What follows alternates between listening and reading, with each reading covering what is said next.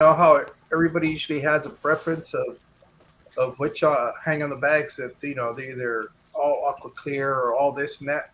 I've used everything from the top fins to uh, you know even some of the for a while there I was running one of them little nano ones that you would get from like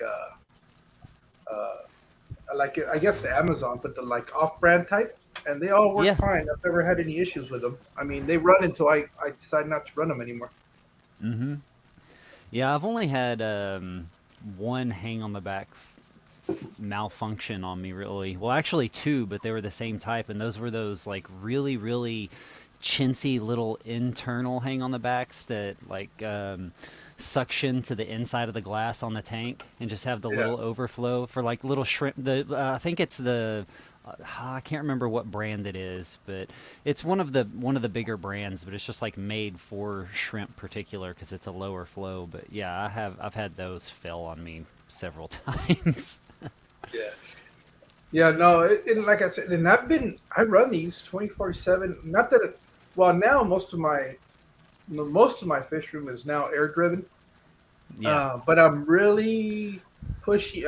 I'm starting to gear down to even not running any air at all. Just straight up filters. I know that in the summer I'm not going to be able to pull that off. I need to run at least air stones Yeah. just because it For just the gets way heat. too hot in here. Unless Yeah. somehow I managed to get one of those split units Yeah. installed in the garage. Like a Mr. Cool mini split. Yeah, Yeah. yeah, a little mini split in here.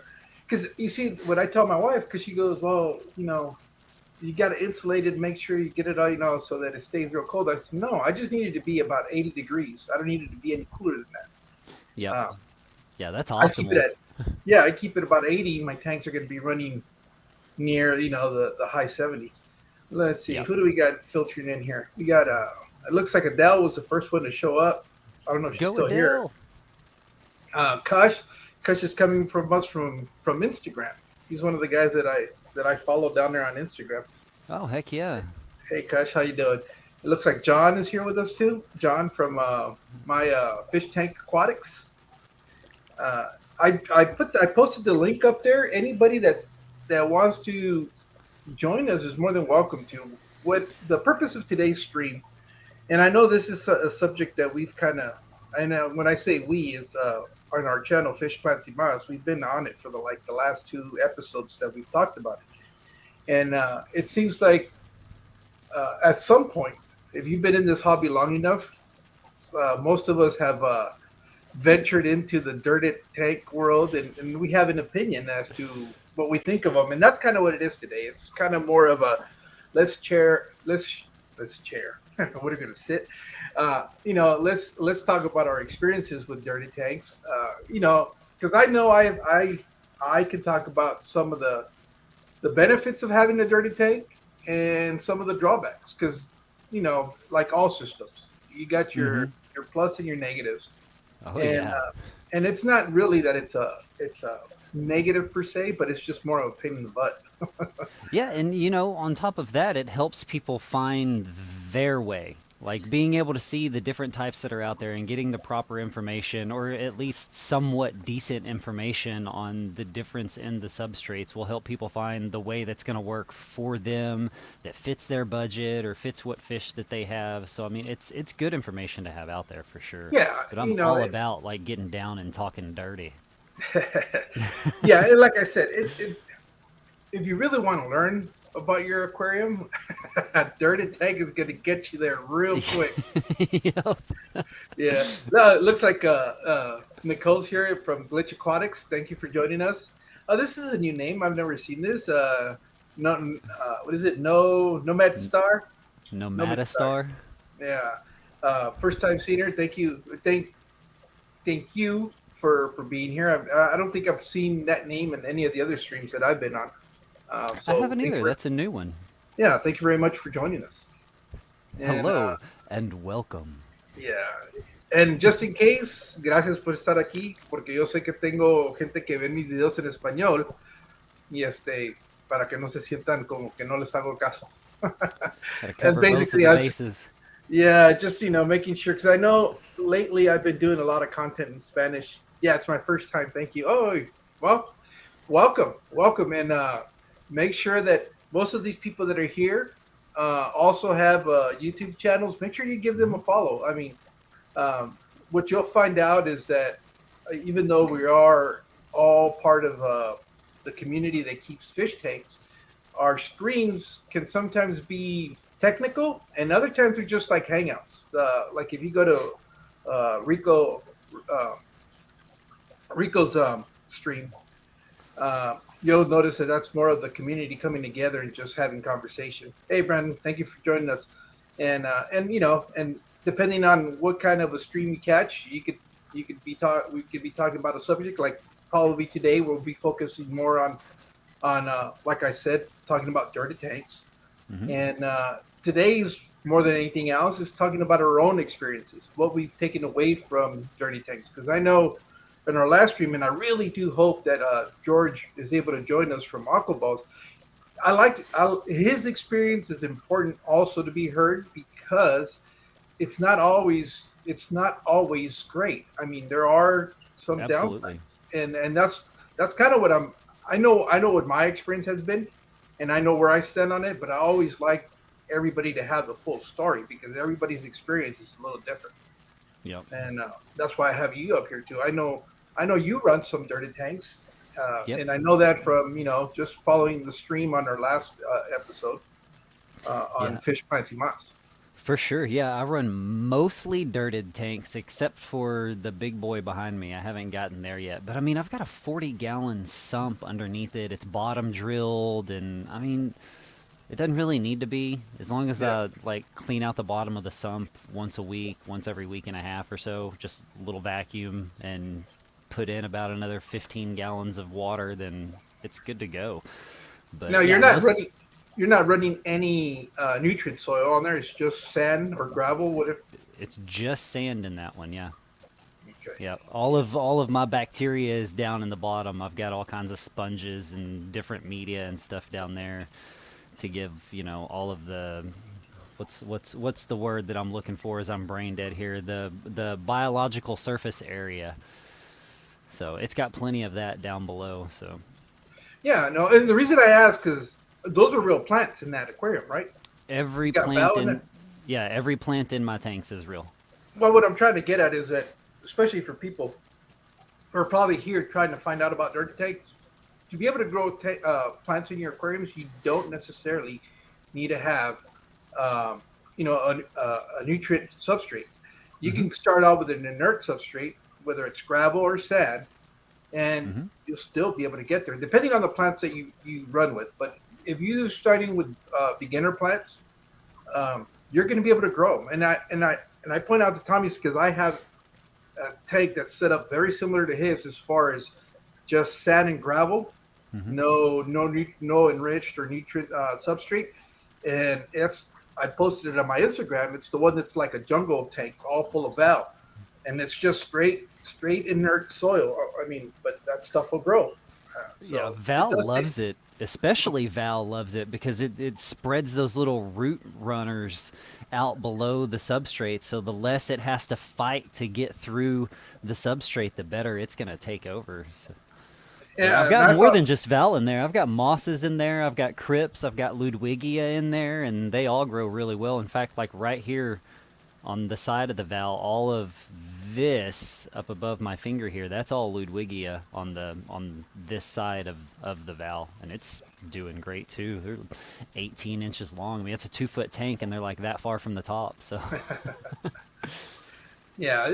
So that whole that whole idea that you have to buy these expensive aquascaping soils to be able to grow plants. It's not necessarily true. The big difference for that, and that's what I've always said, is and unfortunately this is where a lot of us do struggle with is patience.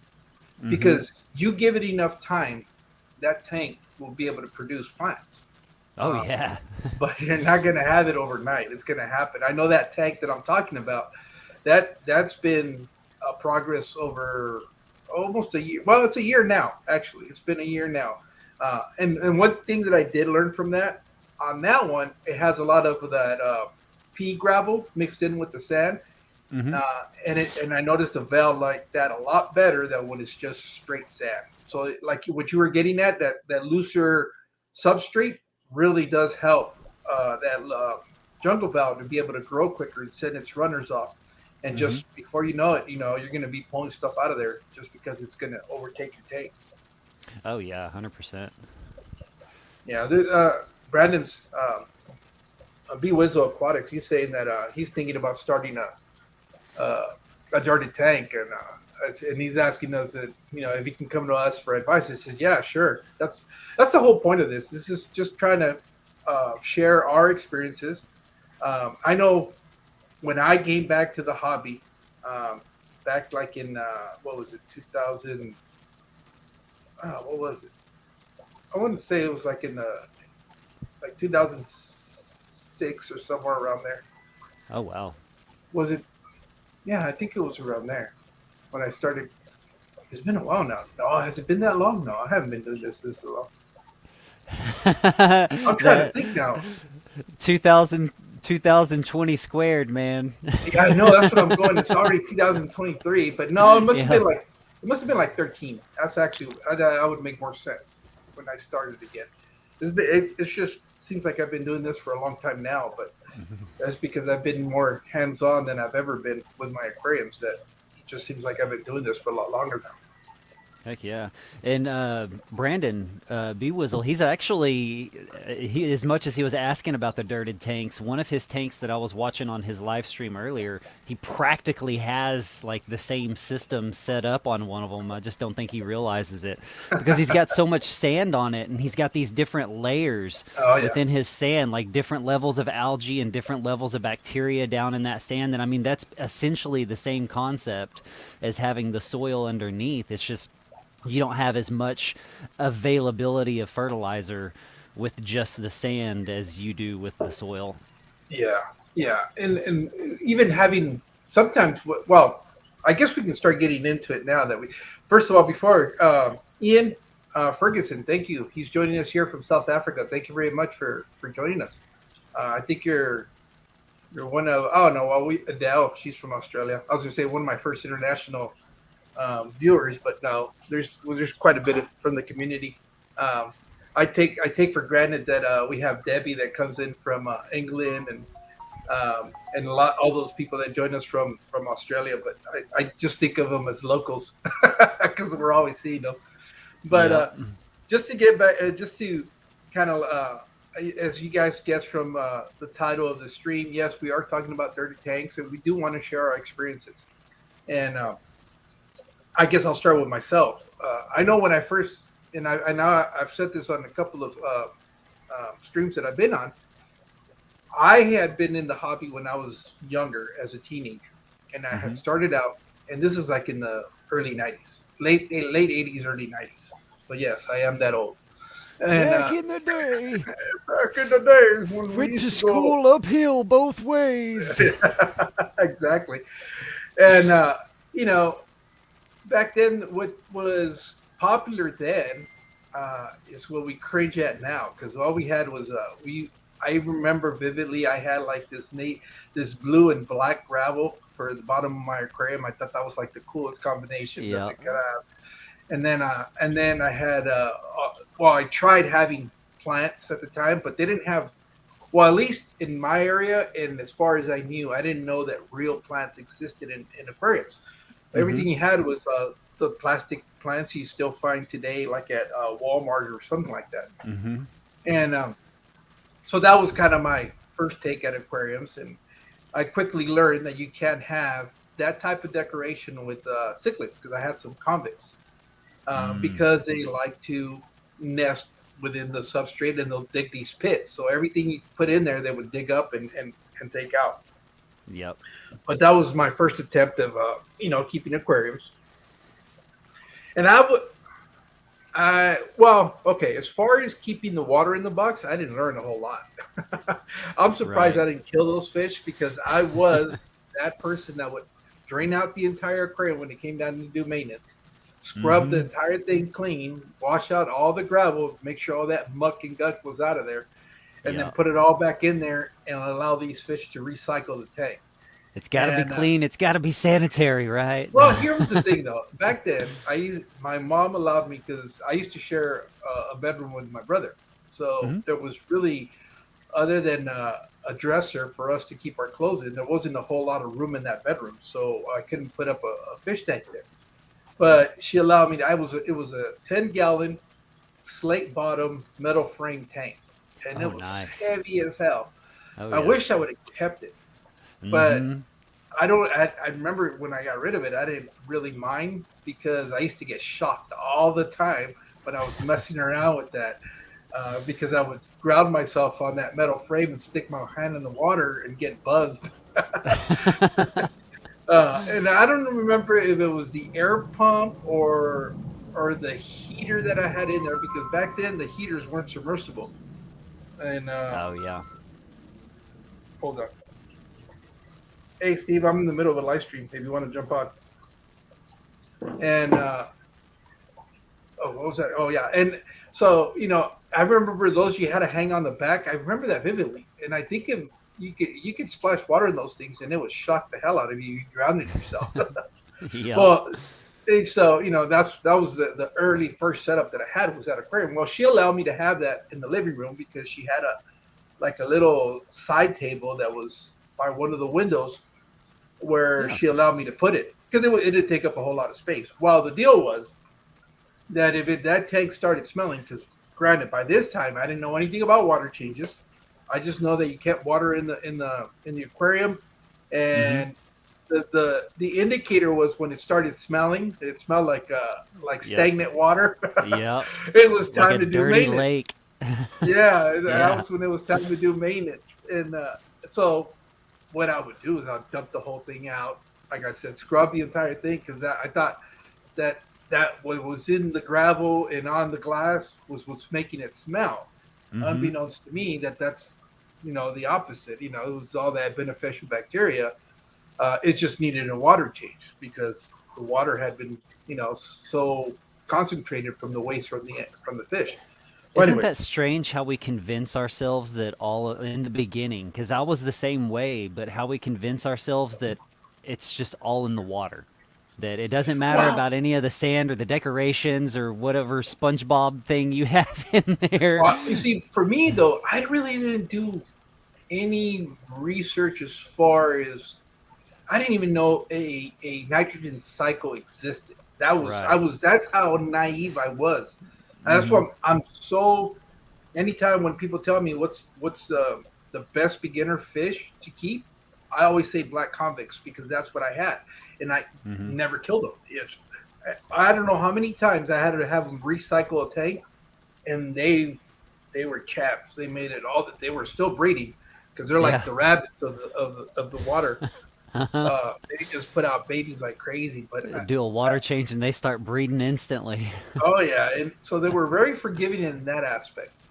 That they even though they were being tortured by me, unbeknownst to me, I really didn't. If I had known that Hmm. that's what I was doing, there's no way I would have continued to do that. But the availability of information like what we have today, where Hmm. you can come to this place here, type in how do you start a fish tank, and you're going to find endless amount of information. Hmm. Now, the only thing nowadays that you got to be real careful is you need to be able to distinguish between good information and bad information. Right. And you'll start. That's how I learned when I came back. You start finding a certain pattern of consistent information, and you start Hmm. following that. That's kind of the guide Yep. to get you where you're going. Well, going back to understanding why the dirty tanks for me and how that all began was like I was saying back then.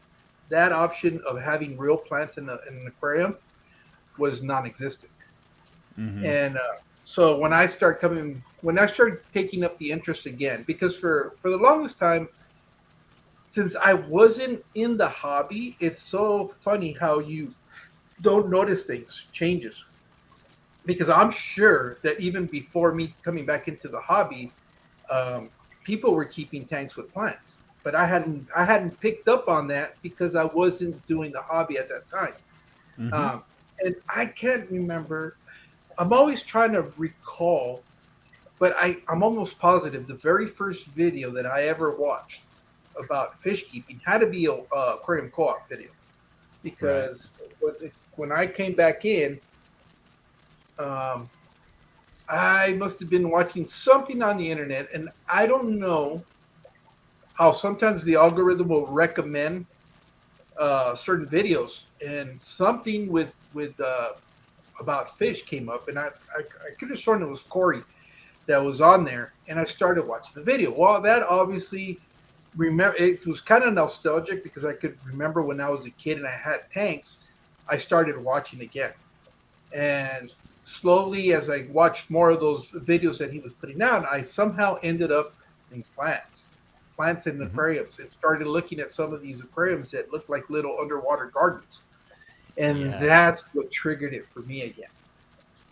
That sent me down the rabbit hole that I am in today. I remember watching that, and then you start learning about all these ways you can grow these plants. I know you're going to say something, Tommy. What was that? Oh no, I wasn't. I was Oh, listening. I thought you were gonna comment on something. And I remember that all of a sudden I start looking. I start seeing all these tanks with all these different plants. I start learning about the different plants that are there, and I decide at that point, you know what? I think I'm going to start. Oh, I started testing the waters because I started asking my wife. Tactfully, I was like, oh, I went to this place and I saw this really nice aquarium, trying to see what her response would be as far as, oh yeah, I've always liked fish or whatever, trying to Hmm. trigger a response. Yep. And she's like, yeah, not interested or whatever. So I was thinking, how am I going to get her interested in allowing her to have me have a tank inside the house? When it So that went starts out. making money. Yeah, well, yeah. No, I wasn't even thinking about making money at that point. Yeah. I'm not really now. I mean, I could potentially start making some money if I wanted to, but I'm still a hobbyist. I'm not in Hmm. this for the business. I enjoy what I'm doing. Uh, as you guys can see, my fish room is set up like in the horseshoe. I have a chair that rotates, and the whole it's all this on purpose because I can sit here and just kind of gradually go from tank to tank and enjoy it. And that I'm at that point still where I'm really really enjoying this. But so I start trying to figure out a way that I might get my wife convinced on allowing me to have an aquarium. And Yeah. at this time, I'm looking at a 20-gallon because it's twice as big as what I had as a kid. And I don't know how. Again, watching these videos, I find out that Petco yearly would have these at that time were $1 per gallon tank sales, Hmm. and I'm going, that's it. You know, $20. I'm going to convince her that for $20 is it's not. I spend $20 on a cigar. I can easily Yep. justify spending $20 on a glass box. And the caveat was I was starting to print out pictures of these uh, aquascape tanks that you would find in the competition. Some You were 88 planting tank. that seed, Oh man. yeah, I just thought, like, at this and what do you think of this? And obviously at that point I didn't realize the amount of money that went into trying to create these tanks, right? I'm Yeah. still I'm still learning about putting plants in your aquariums or whatever. But anyways, I started finding out that you can because I started looking at some of the costs for these aquariums, and you start looking at some of those like the Fluval, Stratton, and all these enriched soils, Hmm. and you go, oh man, anywhere between 20 to $30 for a small bag of substrate. Yeah. That's enough to fill like a little 5 to 8 Yeah, and I'm gallon little thinking cube. that's more than I'm willing to spend on learning. That's what I was thinking, because Yeah. I'm basically gonna try this out, and I don't know if I'm gonna stick with it or not. And but I think it's also my nature. I tend to be very frugal or cheap. Yeah. Me too. And that's just from growing up with not having a whole lot. So you know how Hmm. to stretch your dollars. So I couldn't bring myself to go, all right, I'm going to drop $40 on substrate. And Right. that's not even counting plants. And how am I going to explain this expense, when my wife is not really into the hobby, she's not going to understand it. So I started looking at alternatives, how Mm-hmm. you could actually still grow plants and not necessarily have to buy these expensive substrates because they get pretty pricey. Oh And yeah. I come across Chung Chung Lee, and I think it was Waterbox or something. His channel. I don't think he's putting out any content. I haven't seen anything new. I knew I was subscribed before I made this channel. Mm-hmm. When I had my regular account under my regular name. Um, I don't know. It went on for several years that I haven't seen anything new come out of him. I know he's still active because I think in the last Aquashella he was there because I think I remember seeing some of the pictures from some of the other content creators, and I remember Right. seeing him there. And but I don't know why he hasn't really done a whole lot. Yeah, Anyways, he's he's the first one that I come across that it's explaining that whole method. What you would take organic potting soil and layering, uh, about an inch of soil on the bottom of your tank. Hey, David, ¿cómo estás? Gracias por estar aquí. And then capping it off with either sand or gravel. And I was looking at that and I was going, okay, that's something I can do. I can pull that off. It's going to be relatively inexpensive because by the with the price a quarter of the price of buying some of this enriched substrate, I could easily go pick up a small bag of that organic potting soil, mm-hmm. for and still be able to do more than one tank with it. Oh So yeah. that's what's kind of sent me down that rabbit hole. And then watching him, you know how the algorithm, once you start watching somebody's a specific type of video, it starts recommending other videos. Yeah, it's gonna populate everybody else's that's similar to it. Yeah. Yeah, and I started going on this rabbit hole, and I started seeing a consistent pattern. Yes, you put this, 1 inch of dirt, and then you cap it off. And everybody had little different tips that they would Mm-hmm. do. Someone would make sure they pulled out all the larger wood debris, and so you wouldn't get a Mm-hmm. lot of the tannins in the tank. And in this process is where I stumble across Father Fish, Mm-hmm. and then I started hearing Diane Wallstead, another Mm-hmm. name that keeps coming up, and the Wallstead method, and and I start following more, and I start following. It gets to the point where I said, okay, I have enough uh, tools in my repertoire that I think I'm going to be able to pull this off. So one day I'm at work, and I had just heard that the Petco sale had gone on, and this is that I'm at work. I'm in our lounge.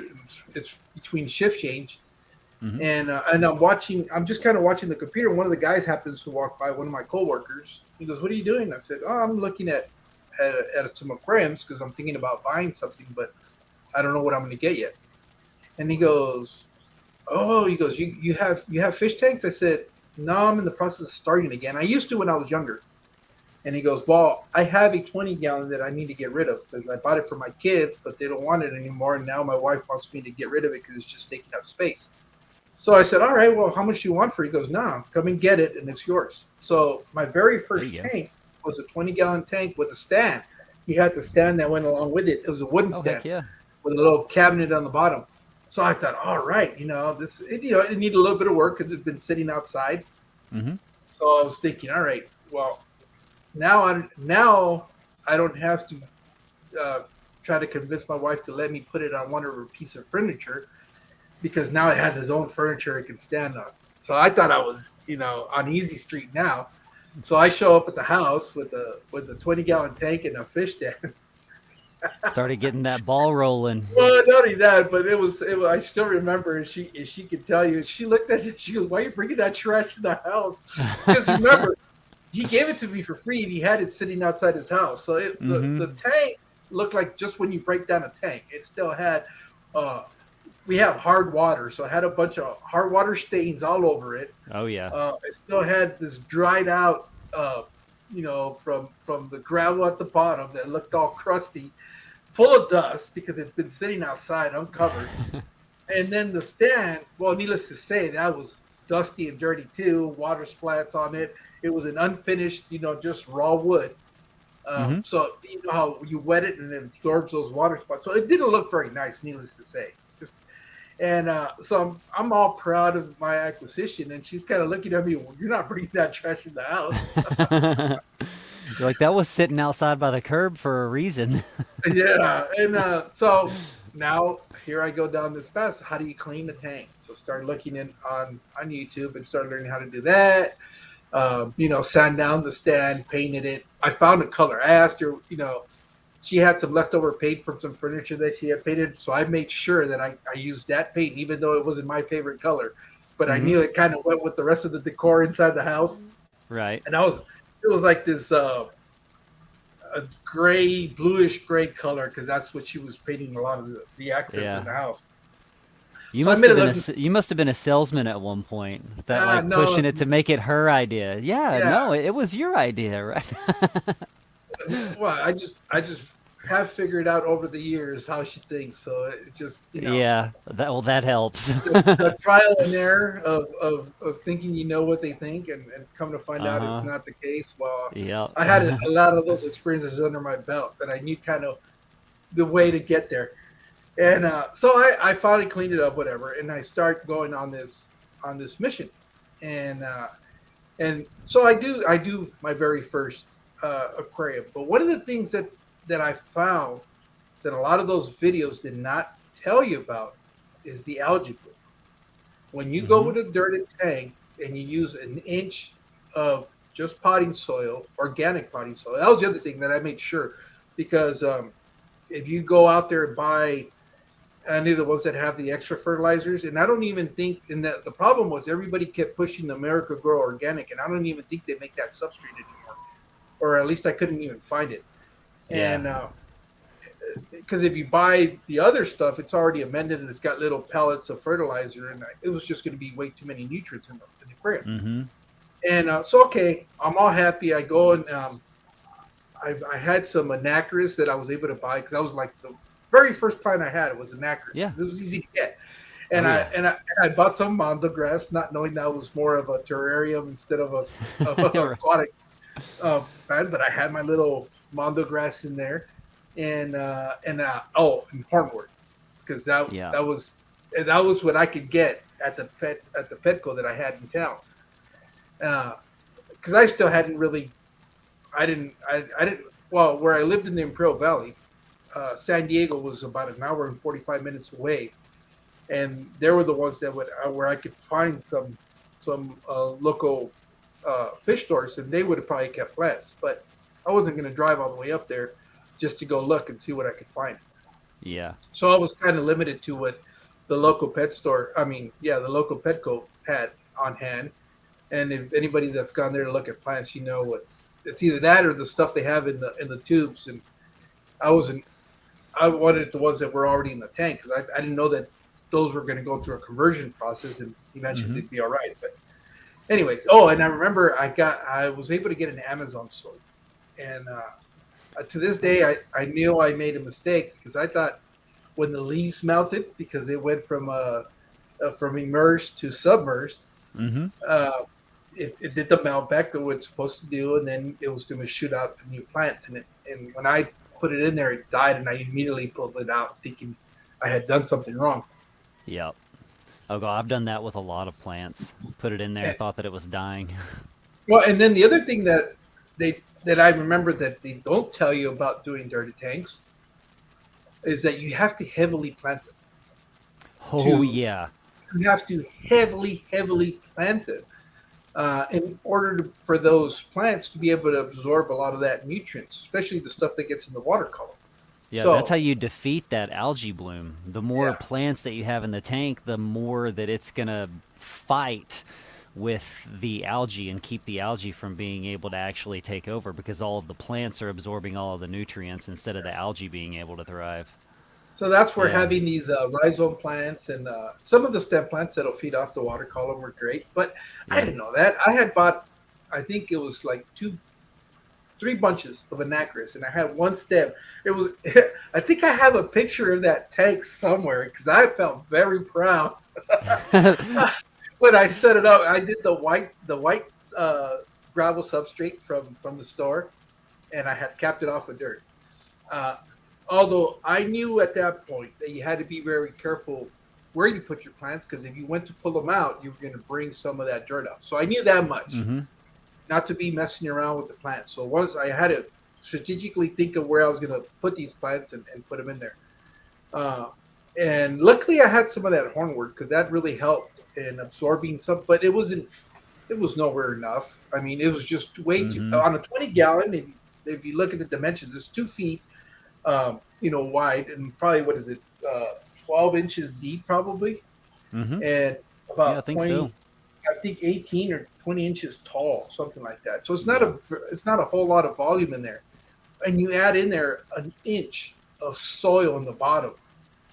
It was way too much. So, needless to say, my very first attempt at doing an aquascape tank was a total fail because it was nothing but an algae farm, and I was fighting blackbeard algae, hair string algae, you name it. I almost became an expert on algae, It's and like I got this stuff down now. oh yeah. So that was my very first experience with private tanks, but it didn't discourage me because I really did like them. I liked the way the natural looking tanks looked, and I wanted to get. It became one of those situations where it was a challenge, and the challenge was Mm-hmm. accepted, and I was going to Yeah. have to Oh. break the code. I was going to have to Yep. break the code, and 100%. so I wasn't going to fail. And what I ended up learning, or my evolution over that tank does no longer exist in its form because I ended up breaking it down and restarting again and rescaped it entirely, totally different. But by this time, I'm probably in the hobby a few months, and I'm dealing with doing water changes, trying to fight that hair algae. Mm-hmm. Uh, and a friend of mine at work, another coworker, had found out that I started up, and he says, "Hey, my brother's got a 55-gallon tank, and he's looking to get rid of it. Would you be interested in it?" And I said, "Yeah, I'll take it." And that one, I've always felt like I've overpaid for it because that's one of the few tanks that I've actually ever paid for. I think he got me for like about $80 for a 55-gallon tank, Yeah. uh, which nowadays you can pick those up for pennies on the dollar because Mm-hmm. they're everywhere. But I thought it was a really good deal, and because I had been looking at this point, I have gotten into um, looking to see what prices were for a bigger tank because I was you start out with a 20 gallon, Mm-hmm. and soon enough you start wanting to try something different. So I picked that tank up, and I said, you know what, I want to do this again, but I know that much soil in there is costing me way too much work. And I Yeah. think that what I ended up doing there was a little bit different. And instead of, I think the very first one was like an inch and a half on that 20 gallon. Now that I remember, because I remember Oh you had wow. it. Yeah. I remember one of the videos said, "Oh, you got to stick it. It's basically to the first fold of your knuckle. That's how deep of soil you want it in there." Yep. And uh, and then it was only 2 inches of substrate, which really is not enough. Mm-mm. I've come to learn Nope. over the years that you needed a lot more of the cap on there to try to fight some of that algae. So the Mm-hmm. second attempt was all right. I'm going to do exactly an inch, and I ended up by this time I'm deep diving into father fish. Yeah. So I'm setting it up his method then because the very first one I guess was more of a Diane Wallstead method, which was Mm-hmm. that whole soil and the 2 inches caps. So Or the gravel. Yeah. yeah, and so I went with the deep substrate. So I did that 1 inch of potting soil on a 55-gallon tank, and I think I had like 5 inches of just sand Oh wow. Yeah. on top of all that. And that one was a little bit better experience. I think the only thing that I had issues with there was the lighting. I hadn't figured out that excess lighting was contributing to the excess nutrients in the tank, and that's why I was Mm-hmm. fighting. So at this point, I'm fighting blackbeard algae, Yeah. not so much hair algae. I'm fighting more of the blackbeard algae, and that's just because of I had my lights on way too long, and they Yeah, were a the lot amount of brighter. light. And again, by this time, I had bought. That's when I set up to 55 is when I come across Jungle Val, and uh, and I liked it because it looked like a tall grass, and I don't know what else. It looked like a jungle, and Yeah, it does. so I start, but I didn't again. Uh, I I just couldn't justify paying like $10 for a couple of bundles of these plants, so I only ended up Mm-hmm. getting like two, and I found out that it would grow and send off runners. Like that's all Well, you need is two. yeah, but on a 55-gallon tank, it's not enough. You Yeah, know, at if you first. think of After about 6 months, it'll take oh yeah, over. But yeah, that's the way all my tanks are now. There's just I'm overrun with it. But yep. at the time, I was all right. This will start growing out, and I don't have to buy any more plants. And this is so I ended up getting that. So I came across somebody that was selling because by that point I started looking on Facebook and looking at communities because that was the other thing that I learned from watching all these videos is if you check your local Facebook groups, you might find some of these deals. And being the cheap guy that I am, I said, all right, let me go in here and see what I can find. So I came across this one guy that was selling plants, and also that's where not only did I get introduced to Jungle Bell, but I also got to know duckweed. Oh yeah, And I didn't buy duckweed, but I ended up with a bunch of you found duckweed. out about it. Yep. Because I remember that he gave me the plants, and when I put them in my aquarium, I remember these little leaves floating up at the top. There wasn't a whole lot of them, and I was Mm-hmm. thinking, oh, okay, whatever. I'm just gonna leave At them there. first. Yeah, at first, and now it's basically everywhere, and it's still the original duckweed. Well, it's the original Mm-hmm. source, not the original duckweed. Oh man, but yeah. The first tank I ever got that had plants in it was a 10-gallon that I got from a guy online, and that introduced my systems to duckweed as well. A lot of yeah, other plants as well, but that's where I first got my Val and my Ludwigia. The Repens was from that tank, and it's just spread and well, gone that's nuts to the point since. where I'm at now. Is it's funny because if you look at my hornwort, my Mm-hmm. val, and the duckweed are the original seed plants that I had when I started. So Yeah. I've never had to buy those plants ever again because I've been able to get them, pull them out of one tank, pull them in, put them in somewhere else. Mm-hmm. So if you're a beginner and you want real quick plants, hornwort it'll be your friend because you can float it, you can put it in your substrate, you can do all kinds of things. And actually, some people don't like it because it looks kind of like little pine needles. But Mm-hmm. when I had to be creative and resourceful back then, I actually kind of liked it when you would put it as a background plant and just would trim off the tops and it would just be growing. It Mm-hmm. actually, I kind of liked it. And Yeah. maybe someday I'll go back and do a nothing but hornwort tank. It'll Yeah. quickly overtake it. The other thing is that it grows so quick. I swear that thing grows about an inch a day. Oh Um, yeah, they do. so Yeah, as you're long as you're you don't all have a hang on the back filter, you're probably good with hornwort. But if you got a hang on the back, you're gonna get those little pine needles and needles. stuff. Yeah, up That's inside of the filter itself. that has never really been an issue for me actually. And Oh really? yeah, I Yeah, that was the one. that That was the hang on one. the back that you heard earlier when you were wondering what that sound was. That's why it does that. It's because I had a crap ton of hornwort. It was like practically the only plant I had in that tank, and Hey, I didn't have it right at first. I had it too yeah, buried, I guess, but or the nutrients just weren't there. It was one of the first plants that I'd put in a tank, but yeah, it spread off a lot of it up to the top of the water, and it just sucked it up. yeah. So that was kind of my first experience with dirty tanks. It's just I was learning on the fly that depending on the on well the thing is I've always thought that they needed to readdress the whole setting up a dirty tank with that whole 1 inch of potting soil at the bottom, Mm-hmm. because it's just way too much. And it wasn't until later on, and I'm trying to remember who it was that I saw, that they were cheating a little bit, and that's kind of where I'm at now. They were taking some of that soil, mixing it in with another inert substrate to try to limit the amount of potting soil you were putting in the tank. And Right. and so that was kind of like a hack that they were doing.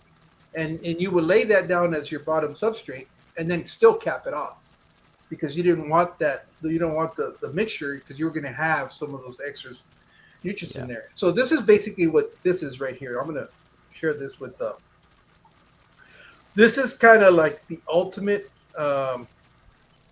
way that I've figured out how to do my substrate. Hey, I'm in the process of making a video for my YouTube channel. Hey, And while one of you're the things showing that dawned this, on give me me is just that a second. My kids I know are people calling have me. asked me what do I use for a substrate for my planted tanks. Well, here's what I do. I take a little bit of sand and potting soil and kind of combine it together so I don't have it an inert substrate. And then what I'll do is I'll take it and sift it to this colander to remove all the big particles that you usually find in potting soil, and I end up with this. This is my substrate that I used for my planted tanks. Figured I'd share with you guys. Hopefully, you guys find this useful. So that's the evolution that I've come through, and trying to create a substrate that'll go plants for me. Hey George, Aquaballs is here. Hey, do you want to come up here? I'd really like to for you to share your experience and your take on dirt tanks, because I think people really do need to know that it's not all um, it doesn't always go right. So if you're there, let me know, and I'll drop the link for you. As a matter of fact, I'm just going to drop the link for you. And this actually goes to anybody that is listening to the stream. And if you want to share your experience, please do, because I think it's important that everybody gets an opportunity to talk about what it was like for them. Because I know at one point I almost wanted to give up. It got to that point where it was so Yeah. frustrating. It was so frustrating trying to figure it out, trying to get it right, that it almost made me just quit and thinking, now this is never going to work out. But again, the key word in this hobby is patience. You just, if you stick with it, and again, you try to find different things you can do out there to get it to work, then Hmm.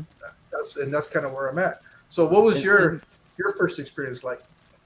okay, so mine, my dad was fish keeping years and years ago, but I didn't even remember it. I guess it was so long ago I didn't remember. But about 9 years ago, I had gotten a fish tank, and of course, the only thing that survived out of it was a Chinese algae eater. I don't know why I had one of those in a 10-gallon, just one. Um, but it was the only thing that survived, and it was exactly what you were talking about, the black and blue gravel at the bottom of it. Nothing else, no plants, SpongeBob decorations. I mean, like your typical first tank. And I had it for about 8 9 months, but I didn't pay much attention to it because I was in sales at the time, so I was never home. It was just like something for the kids and the wife to look after and stuff. But got rid of it because we only had the one fish, and it had finally died after a while. So didn't mess with it again, and then not this past Christmas, but the Christmas before that. So that would be 2021, Christmas of 2021. My wife started talking about getting a fish tank for the kids. She was like, "Do you think we should get a fish tank for the kids again?" I'm like, "Yeah." I was like, "But the last time it didn't work out too well." She's like, "But do you think you want to try it?" And I'm like, "Yeah, I'll try anything, whatever." She's like, "Okay, but if we're gonna do this right, we're gonna do it right." She's like, "I want you to go through." What's up, B Wizzle? Is my volume good? Is it me? Is my Yeah, phone? you're good. Yeah, Oh, you're my good. phone.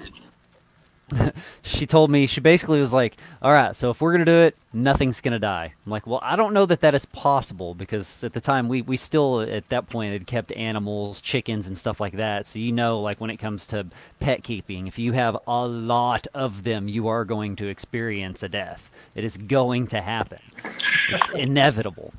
Yeah. But she challenged me. She was the one that challenged me to it. She was like, I don't want anything to go wrong. She's like, before we get this, get every information that you can on it. And so that's exactly what I did. I went through, and honestly, for like the first 5 months, I thought Father Fish was actually a myth. I thought it was just like a metaphor that people were using. And then I came across it and I was like, holy crap, he's a real person. But Father Fish. yeah, it was just, You don't have a dirted tank, he's gonna come out. he will. He's gonna get you. Yeah, that first tank that I got was my 37, which is actually, I still have it. Is this tank right here, and didn't have any of that in it. It was just the gravel yet again, and smelled horrible. So I was like, okay, I've got I know about the nitrogen cycle. I know I need to let it sit. I know I need to let it wait. So I did that, and I ended up waiting a month. I let it just sit there with the bacteria stuff in it, the starter. I don't remember what it was that I used at first. It was probably API or Quick Top Start. Fin. Yeah, just Yeah. something that came from PetSmart. Yep. And let it run for a month. And of course, went up to the fish store at that point and was like, is my water ready? Because them being able to test it's going to tell them. And they're like, oh yeah, you can pretty much get whatever you want as long as it fits within the size. So we ended up getting, I think it was 6 mollies, 6 gold dust mollies, a group of Serpe tetras, which I still have in this tank. And all of these mollies are actually the offspring of those mollies that I originally bought. And had a bunch of guppies. The guppies hated it. The guppies did not hang. They weren't doing very well in the tank. And at that point, I was probably, I think, like 2 to 3 months in. So I'd had fish in the tank for about a month and a half-ish or so. And it wasn't going well. I was constantly having like nitrate spikes, ammonia spikes, different blooms, bacteria blooms, algae blooms. It's like, what is going on with this thing? Why am I having to constantly fight this after 2 months? And so I heard from somebody they said, just leave it alone. They said, seriously, just leave it alone. Let the tank balance itself out. So then I started taking that to mind. It was like, let the tank balance itself out. Oh, so this is just a science experiment. That's what this is. Okay. So I started looking at it from that point of view. It's like, all right, so what is in the rivers, the streams, the lakes? What's in that? And then a couple months later, I finally find Father Fish, and I'm like, so I can do that. I can just like dig the dirt out of my front yard and add my compost that I make with my quail droppings and stuff like that, and just mix that with it and run that. I was like, okay, I've got to try this. I've got to try this. So I did, and I stopped having problems immediately. The only one that I did was, like I was telling you earlier, was this big tank right here. And the reason that I don't do a dirted substrate on it is because of the fish that are in it. My pleco digs like crazy. Yeah, that's what my pleco does. So any plant that I have down there, he pulls it up. The Val is really, in that Ludwiga, is the only thing that's really survived. And any other plant that I've tried to put in there, he's dug it up. I had a dirted substrate in this at one point. There still is. There's a little bit left, but most of it's floated to the top, and I've had to net it out. But he exposed too much of the dirt. Going through. I mean, like, which tank were you talking about earlier? The Sandcat tank? The one that has the face in it, I think. The one that you have the shrimp in. And to answer your question, because I didn't get to it, no, you don't have too much sand in that. It's perfect. So it's what was lacking, like, on it, though, as, like, say if I didn't need filters? Nothing. Really anything, so I could keep Nothing. it. See, the thing is, I have quarries, and I heard they might need a little bit higher sand because they'll break that cap if it's really low. Not right. really. Corys aren't going to dig down too far. I mean, they're going to sift through the sand, but they're only going to sift through like a quarter, 3/8, maybe a half inch down for a big Cory or one of the larger ones that are out there. But they're not going to go any deeper than that, really.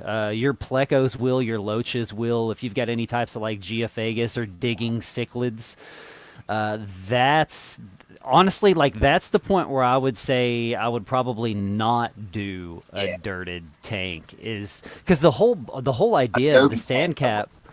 Like that's Yeah. another thing with sand tanks is the fish you're gonna put in it too. You know. Yeah. Well, yeah, that's a whole other that's a whole other subject that we can get into that I had to learn the hard way. You don't want anything Yeah. that'll sift through the sand very deep. You know, any Uh-huh. earth movers. You might have Yep. a dirty tank, but you're gonna buy the wrong fish. Yeah. Yep. Yep. And that's what happened to this one is I had that dirt down in there and I have rams, which are microgeophagus earth eaters. And then I had loaches in it at one point, which I ended up taking out. I don't have them in there anymore. I still have them, but they're not in there. And then the pleco.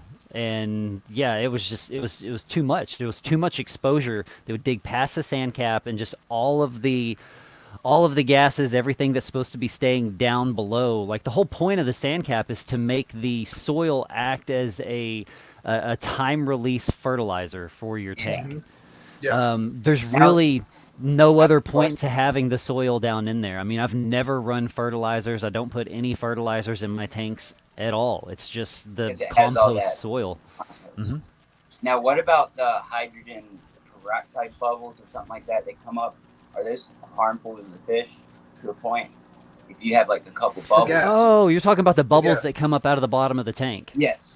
Okay, so that's a mix of different gas. You've got like hydrogen gases, sulfur gases, and you've also got CO2 gases that are going to be coming out of that. No, they're not harmful at all. Okay. Um, Someone said in a post, you know, because I go down rabbit holes some night that they can kill the fish. And It can if it's severe. So there is a phenomena, and this actually happens as a natural phenomenon in lakes as well. Sometimes there will be a huge expulsion of sulfur gases that have built up under the layer of a lake. And I don't know if y'all have ever seen, but it'll just throw up huge bubbles and like all of this muck up to the top of the lake. And like people have videoed it and they're like, what is this that's happening? And it's that gas release. So sometimes that can happen, but it's usually going to be because you have too thick of a soil layer in there, or you've used a soil that has like some kind of crazy chemicals that are breaking down way too fast, like the modern Miracle-Gro. If you're using modern Miracle-Gro in your fish tank, you're going to have issues. I can promise you're going to have issues if you're using it now, because all I those see, chemicals. like one bubble every now and then. If it's, Yeah. Oh Well, yeah. That could also just be air that's trapped when you put in the substrate. You see that's the whole thing. I have yet to experience that gas off. I don't know why. I haven't had to deal with that. I Do know you wet on your the soil last, first, or do you put your soil in the tank dry? Probably because it's so good and deep, right? Maybe. I don't know. The very first one, I didn't wet it. I just put it Okay. in dry. Yeah. And the second one, you know, the more you do this, the more you learn, and the more you watch. Yeah, the second one was wet. It was real Yeah. damp, That helps and, a lot. and then just you know, and I think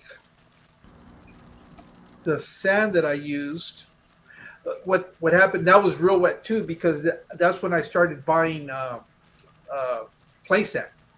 So to wash out all that extra dirt, I spent a lot of time washing it out and cleaning it out. So it was real wet. When I put it in there, it was already damp. So I guess maybe that's why I didn't get a lot of air trapped in there or anything like that. Mm-hmm. But that's never been an issue. I know people talk about one of the issues with dirty tanks is that they'll bubble up and they'll kill their fish. I know Steve was mentioning that on our last stream on Fish Pansimas, that he had some cories that were getting killed off because of the gas. Most of the bubbles from the dirt substrate are just methane. Yes. See, that's what Woodman Yeah, said. methane as well. Can't see Yeah. that, but I noticed that I moved one. Remember the shrimp tank I was doing earlier? Mhm. Two of the skunk cories look beat up and kind of sick, and I think they're not the gas, but I think they're running into things and stuff with that pirate ship. So I put the one one of the quarries in there with the shrimp. The peaceful white skunks. Pretty Yeah. peaceful. Do you have multiple of those cories? Yes, 2 of the white skunks. I separated them. Oh, I'd probably still put them together if you've Well, got if that tank I have behind more you is quarries good. in there. I have a bigger regular quarry. Oh, okay. He's okay, probably okay. beating them up, I think. Oh, okay. Cool. Yeah, I was I'm gonna say thinking. because just having one, they're not too happy with just one on cories. So Yeah, I have multiple in there, but this one's Yeah. gonna be alone for a little bit to eat hills or whatever. I think. heck yeah. But hey yeah, guys, man. I gotta log off here. I just want to come up and say hi and learn more about Dirty Tanks watching earlier. Heck yeah, hit us up anytime. Yeah, Yeah, thank you for coming up here and sharing your experience with us. let the dog out and stuff. Yeah, anytime. Later, All right. y'all. Yeah, I put down the link. Anybody that wants to share their experience regarding Dirty Tanks, you're more than welcome to come up. Just hit the link and I'll bring you up here and you can let us know. Yes, Malaysian trumpet snails. I think that is the key why I don't get those gas pockets is because all my tanks are riddled with Malaysian trumpet snails. And anybody that doesn't know or familiar with them, they're these little cone-shaped little snails that that dig into the substrate. They during the day they'll be down in the substrate. These little guys right here, Yeah, there you go.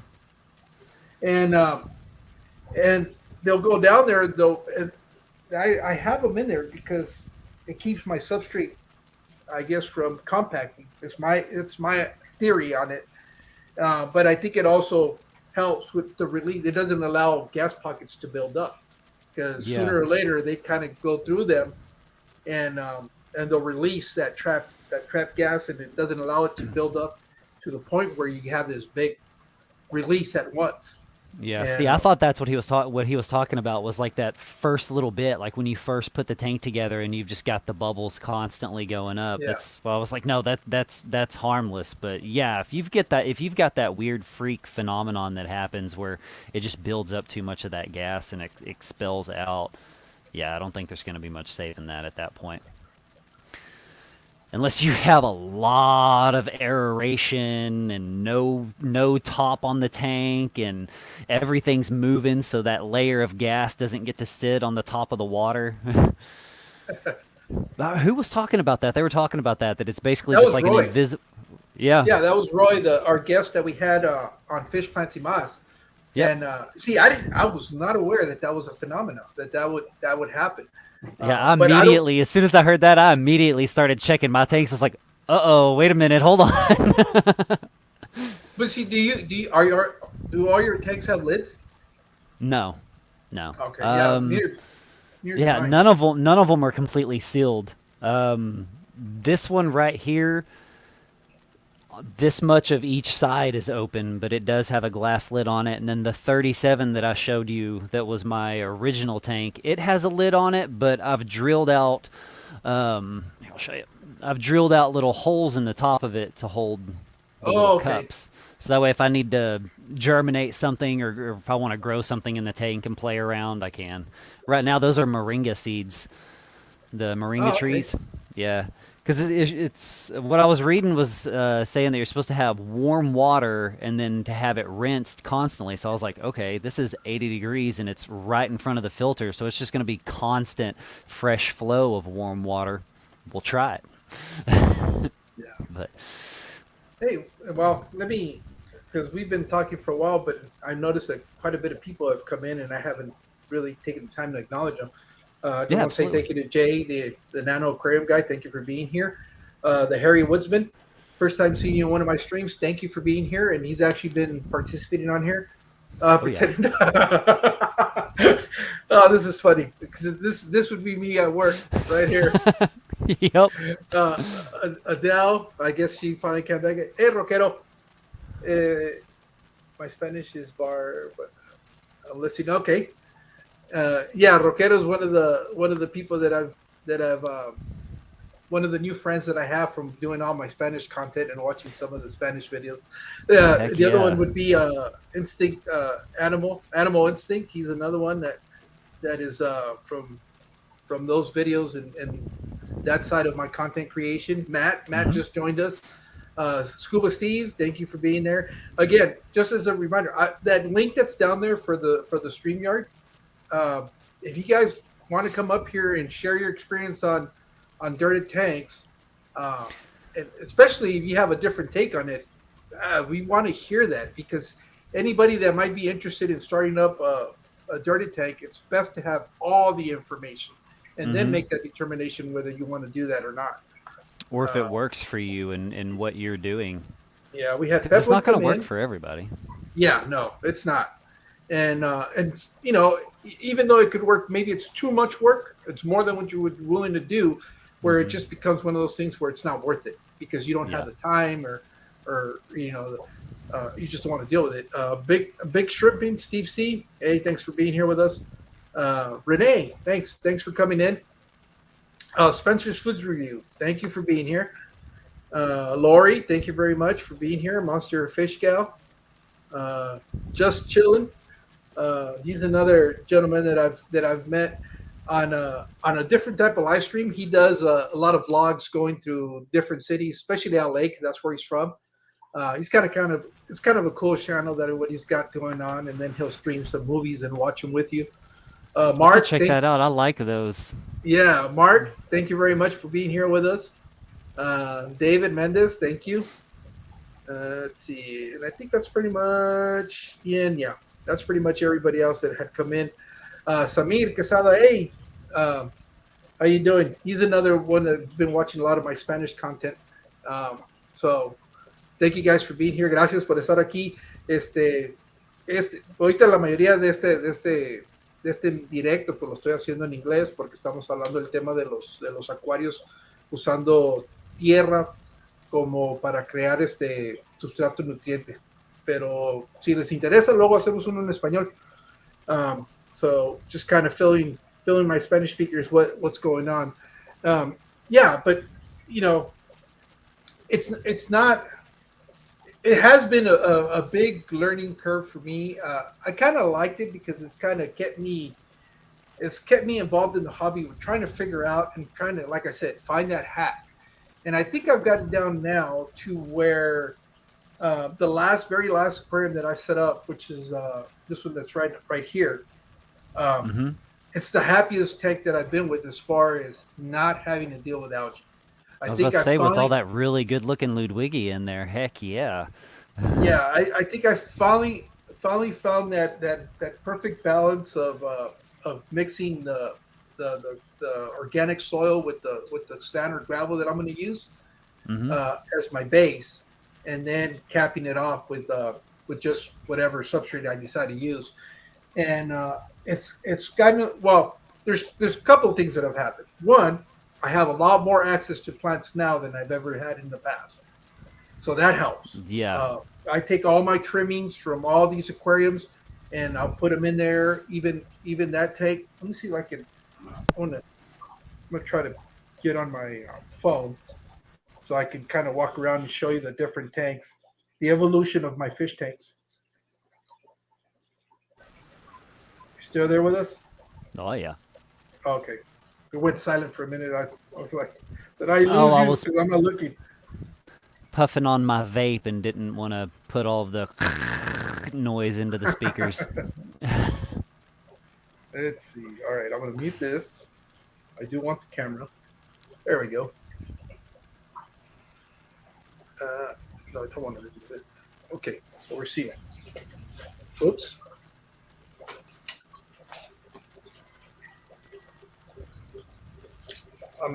You guys can still hear me? Hmm. Oh yeah. Okay. Or I can. I don't know if they can. Let me do this. Let me lay out as solo. Now let me get my ugly mug off the camera. Let's see. All right. Settings. Camera. All right. So this is the last one where I've felt pretty good. Oh, what am I doing? Go back out. You got it. I was about to tell you, turn it. This way. There we go. So this one right here is the one that this is the last one that I've set up where I've used some of that video that I showed you guys where I was mixing in some of the substrate and and been able to have some access from that. Let me do this. Let me mute this one. Can you guys hear me now? Oh yeah, much louder actually, much louder. So what is that you have growing on the bottom there? Your carpet. Okay, hold on. Let me.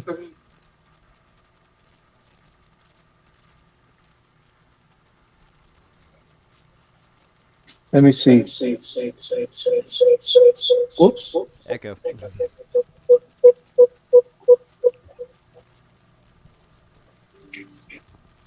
think we just got abducted by aliens. Yeah, no kidding. Are you still getting the echo? No, not more. No more, No, right? it's gone now. Yeah. All right. What was your question? Oh, I was asking what you had carpeted down there. If that was just algae or if it was like a Monte Carlo. No, I'm using it's Pearl wheat. Oh, okay, right on. I'm trying to grow it out. What I'm there trying we to go. do is what I did here, and this one right here, and Oh yeah. so I'm taking the trimmings from here, planting them over here, and then I actually have to go in here and trim these back, and replant them. But it's just Pearl wheat that I'm going to try to use to carpet the bottom of this. And heck yeah, dude. the very first dirted tank that I ever did is this one right here. And as you guys can see, it's that like I was telling you, it's about an inch from here to here. Yeah, this is easily has to have about 6 to 7 inches just of the Substrate. cap there. on there. Oh wow. And this one has been going on for a very long time. Now I've kind of neglected as far as doing the maintenance of trimming plants back to the point where they're starting to get real leggy, and only the tops are putting out plants. But I need to quit being lazy and get in here and start working on this. But that one, this is the original 55 gallon that I had, where I started experimenting a little bit more with dirted tanks. And this is still the same one. This is still the same dirt setup that I did back like in 2013, I think. So it's still running because I know one of the arguments is that dirted tanks will eventually expire. I haven't had that issue. No, they get better. Yeah, this one in this case has been it's self-propelling. This tank, this is where all my jungle val has ever come from in this fish room, because this is what the first tank that I ever put some in there. And the only reason it's there is because I'm constantly pulling all that val that's kind of sending off runners over here to this side. And but I'm doing a poor job of containing it, because you can see where it's coming up to the front now too, which I need to Well, get I mean, in there. it's Val. Are you gonna go in and cut that stuff every day? It grows so dang fast. Yeah, I just pull the runners out and stuff like that. Oh yeah, there you go. That's all I do too. I'll trim it So- every now and then, but I've only trimmed my Val like maybe twice in a year. Yeah. And So then I feel you on that. this is where I learned that having this tank right here is that you don't want to have any of the substrate diggers, because it's just going to be a nightmare. This one, but this tank right here, it's the 75 gallon tank. I have some electric blue acaras, some Buenos Aires tetras, a bunch of corridoras, albino corridoras in there, and some Bolivian wraps. And I do have a couple of plecos in there. And let's see. I love those Alta Spinosus, the Bolivian rams. Yes. Oh man, those are such a good fish to have, and so hardy too. Especially if you're considering, if any of y'all are new and considering keeping rams, start with Bolivians. Yes. Yes. Yes, definitely, because it makes it they're not as they're a lot sturdier than they are the regular ones. You don't have to worry. The temperature ranges for those are a lot easier to keep. They're more in tune to what you already have in your community tank. Yeah. So the problem with Bolivian rams Can you guys still hear me? Oh yeah. Okay, the problem with Bolivian rams is that when you go to the store to see them, they don't have a lot of color. They're Yep. flushed out. They're just kind of gray and they just don't look very nice. But you give them a good home to be in, and the colors will start coming out. It's amazing what you can pull off of them. Oh yeah, man. Yeah, start seeing a lot more of that red on the ends of their fins, especially on like their tail fin, and then it just fade into like this bright blue before it goes to the white. Yeah, it's they're great. And yeah, you're absolutely right. They're a lot less finicky than the other rams. Like I learned that from like really the hard way because I wanted Geophagus. Like the whole idea of a Yeah. fish going and playing in the sand and playing in the dirt. That was one of the most attractive ideas to me in the first place when I got into this. So I was like, but at the time, the biggest tank that I had was the 37 and then my 40 breeder that's very similar to your acrylic that you have behind you. The one that I call my baby version of your tank. Yeah.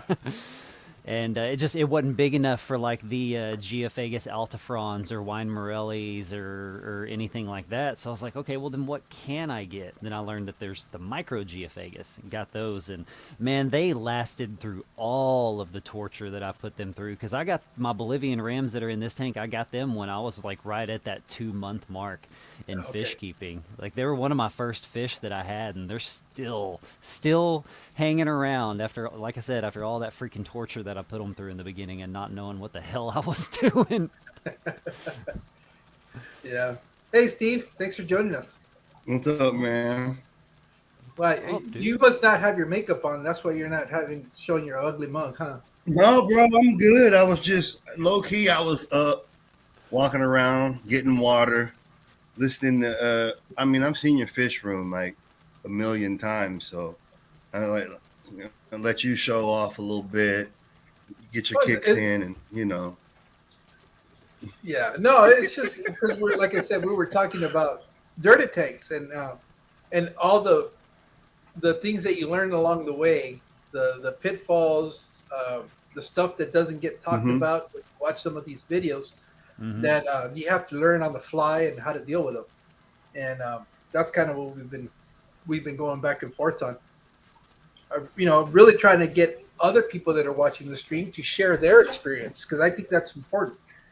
Because I know I don't know if dirty tanks are one of those things where either you love them or you hate them. I don't know if there's an in between. you know think it's a what? That's fear. so interesting that you bring that up, man. You know what? I have a completely different take on it, and it's amazing to see this new emergence in velocity behind air quotes dirted tanks. Because me, maybe it's just the Texan in me, I don't know. Plants grow in dirt. If it's brown and it's on the floor and it's outside, it's dirt. Now, if you want to get technical and break down the compounds of said dirt, we can do that too. But if it's brown and it's outside, it's dirt. So I come from that background. Every tank I have has plants in it.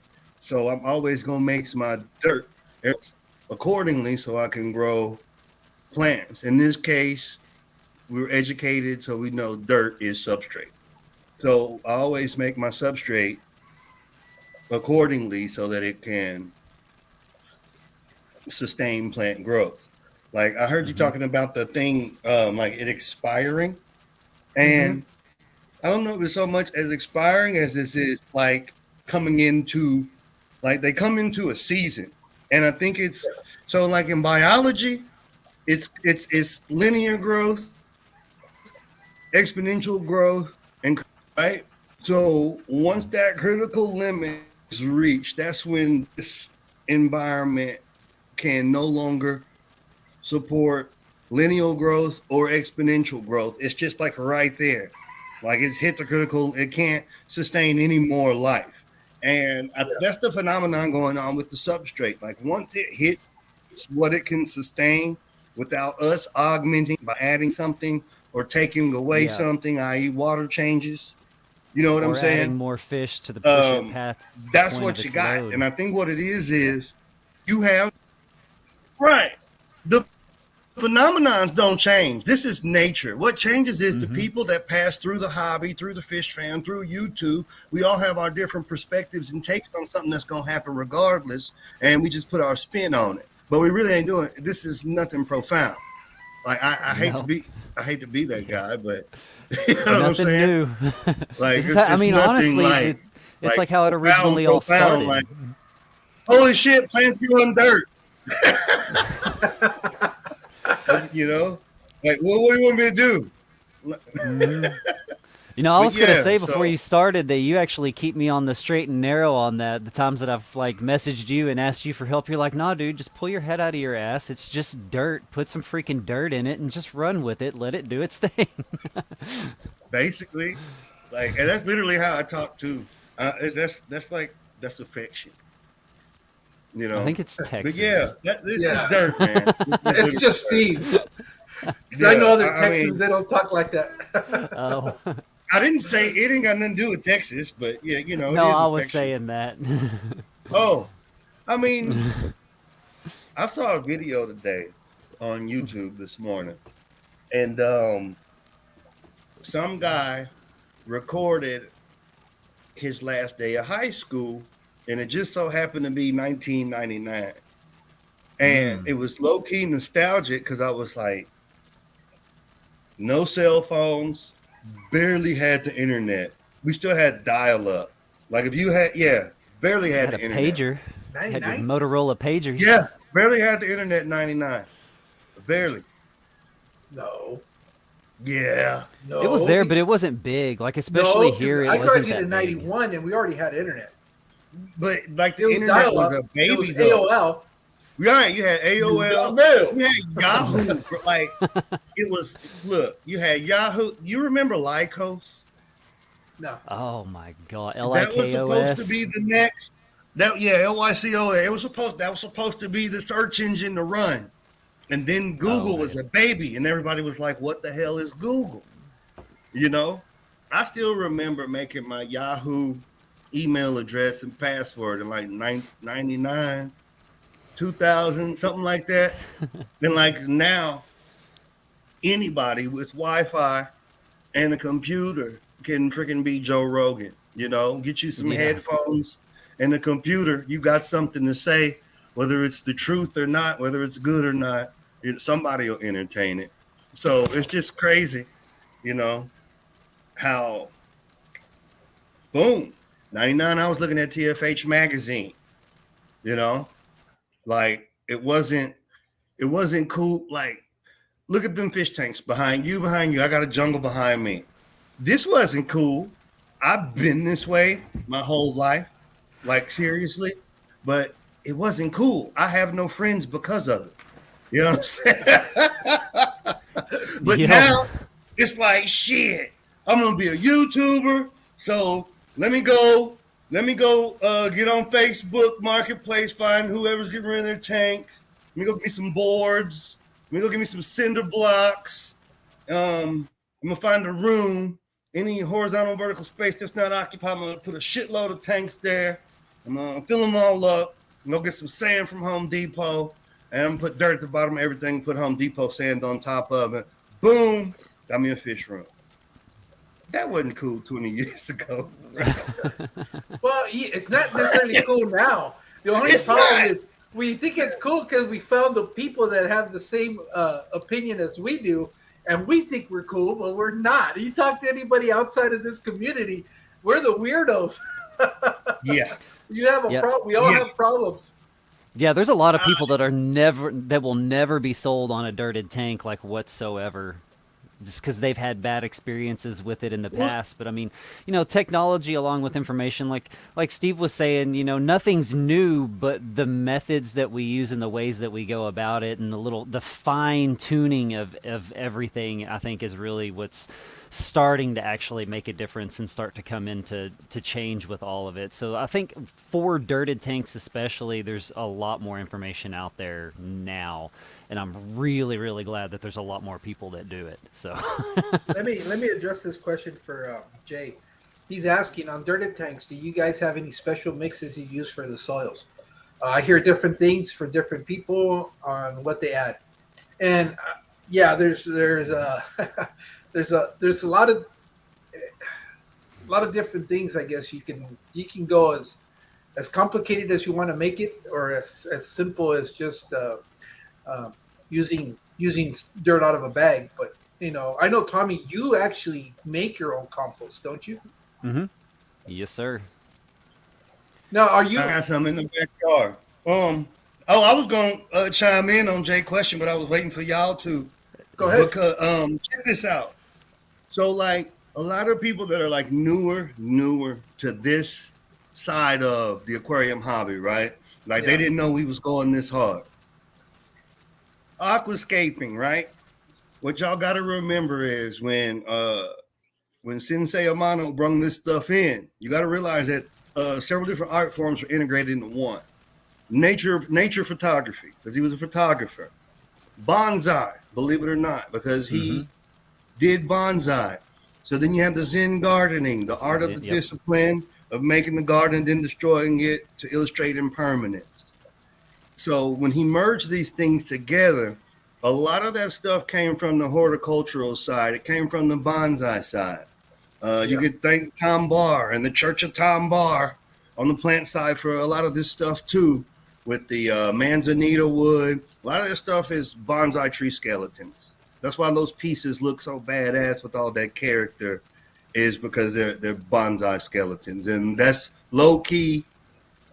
If y'all have those places around where they got like on the side of the freeway, they sell the bonsai trees, 20 for the little one, 100 for the big one. Go talk to them people and say, hey, I will pay you to take some of these skeletons off your hand. You can get you some really, really nice pieces.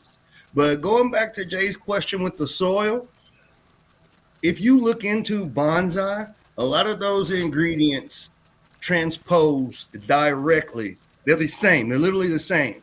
Mm-hmm. And what I'm saying is a lot of that stuff is making its way into niche horticulture because a lot of people, they want to grow plants and they want to experience, growing, but they don't like what comes with nature, i.e. the bugs, the smell, etc. So I see a lot of people going using pine, using Leica, using leca, using all these different substrates that's not necessarily organic because they don't want the bugs. And all of that stuff came from bonsai. It came from doing bonsai. A lot of the it all comes from Japan. It's just different grades of clay, if you will. Like with this tank I got behind me, the swamp, I should show it to y'all. It's like mud with gravel in it. Like if it's the same, like if you ever swung on a rope swing in the creek, it's like that. You can feel the rocks in there, but it's all that soft, silty mud before you feel the rock. So that's how I got that one, and it's doing fine. But as far as like a mix of dirt, I would say clay base. And then it goes from there. I mean, the organics, most organic dirt, i.e. compost stuff, it's too hot. It's too hot to use in an aquarium, which means it's got too much available nitrogen. And that's going to go down in the form of like, it'll be uric acid, which is ammonia. And then you get soup, you get pea soup. So with the organics, I kind of just like to use the liquid stuff if I'm going to dose it all. Yeah. Because it's all about uptake, And so like with plants, you have the columnars that feed from the water column directly. And then what a lot of people don't know is like, I don't know, like 95 to 99% of plants feed from the roots. And a lot of people think, you're dunking all this stuff in the water. And then if I'm doing a consult or something over the phone or something, I'll be like, show me your tank. Let me see it. What you got going on? And most of the time what I find out is the substrate is lacking. And there ain't nothing, there ain't no water changes you can do. There ain't no light you can buy. There ain't no supplements you can pour in there that's going to augment that, because the foundation itself is not set up. And I think that's the most important thing when growing plants, is to get it off to a good start with your substrate. And that just goes to Yep. purpose. Yeah, I was going to go along the same lines of that and say to think of it as terrestrial plants in general, not just with bonsai. But I mean, that's where my background is from growing vegetables and living on a farm and a Yep. homestead. So I just took those exact same principles that I use for fertilizing all of my tomatoes and peppers and kale and herbs and Mhm. and all of that, and just put that exact same thing into the fish tanks as well, because I'm like, okay, if it's gonna grow tomatoes, if it's gonna grow these like heavy nitrogen feeding plants that are just sucking the stuff up, then I'm gonna try it on this too, and then start learning which plants will suck up that more, suck it up less, and just find that balance. But I definitely do add some organic material, like some humic material, like your sphagnum peat moss and stuff like that, or like some really broken down mulch. I'll use it just so that way I have a time. Keep going. Just so that way I have a time release, like I was talking about earlier. Like the whole idea of the sand cap is so that you do have that time release of fertilization that you're getting from the soil. So I definitely add some things to it, but outside of like the peat moss and the mulch, I started as a base from like my quail aviary, and Okay. collect just the dirt that's on the bottom when I clean it out before I put more pine shavings down. I'll take that has all of their droppings in it and everything else that's in the area, and move it over into a big pile with a bunch of other organic matter, like organic vegetables that we didn't eat, used coffee grounds, things like that, crushed up eggshells, bone meal, ash from my grill, because I use just natural oak briquettes. I'll use the ash from it, add all of that into this so that I just get a full-on collective mess, because I think of it as NPK, nitrogen, phosphorus, and potassium. So that's what's going through my head is, okay, this is what plants need. If it's green, it needs this. If it flowers, it needs this. If it's more of a red plant, it's going to need this. So I just make sure and put whatever that is into those things, which usually is really, really simple. And in my case, it's just the manure compost, the used coffee grounds, the crushed up eggshell, and the ash, and sometimes the bone meal. The only thing that I do I different got you. from my terrestrial growth versus my submersed growth is I do sift it, because I've had issues with like the large pieces of mulch floating up to the top, and I'm not worried about the tannin release. I'm all for the tannins, but you start getting huge chunks of mulch float at the top of your tank, and that gets old. It's like fighting with duckweed, having to scoop that stuff out of there. But I mean, that's the simple way that I try to think of it. I mean, you can overcomplicate it. No, as you were much as talking you about want, I guess, humans. Have you ever heard of this product? Oh, have you ever heard of this? Yeah. So this is Natural Guard. Fertilome makes it. So this is straight Fertilome? up humic acid. Yeah, this is Oh, humic okay. acid. It's in a granular form, and it's Oh, okay, gotcha. it's not that hot. It's not hot. It's not that hot. I don't know what the NPK is on this one, but I use this. Here, let me get some out. I ain't got no gloves on, but it's all good. It's just dirt. It's just granular. It looks like coffee grounds, and a little shit. I don't know if y'all can see this. Now you probably have to stand up. I'm gonna have to clean my computer. A little of this stuff goes a long way. Can you see that? Oh, Yeah. okay. Oh, Yeah, okay, yeah, yeah. yeah. A little of this stuff goes a long way. This will actually Micro turn your aqua soil. water. I would say like go down to like I wouldn't use no more than like a quarter of a cup for like 5 pounds of whatever, because it's that strong. But this stuff, this is what I use in my plant mixes. So like all the grow tables outside got this in it. That tank over there behind me got this in it. And it works. I have it. I'm not gonna say it's shrimp safe, because I don't know if that's or not. But what I will say is, it ain't killed none of my shrimp. That's what I will say.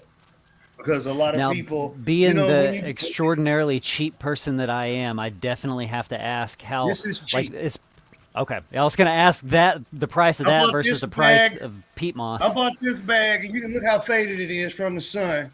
I bought this bag. This is how strong it is too. I bought this bag in 2019. Oh wow. Okay. Yeah, So that's and it's definitely a still, lot cheaper.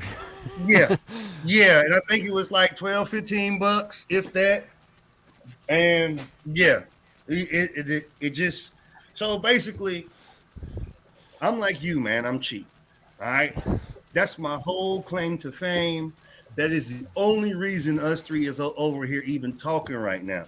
'Cause like YouTube, like dead ass. I don't give a damn about YouTube. I don't give a damn about videos. I don't give a damn about clout. I could care less.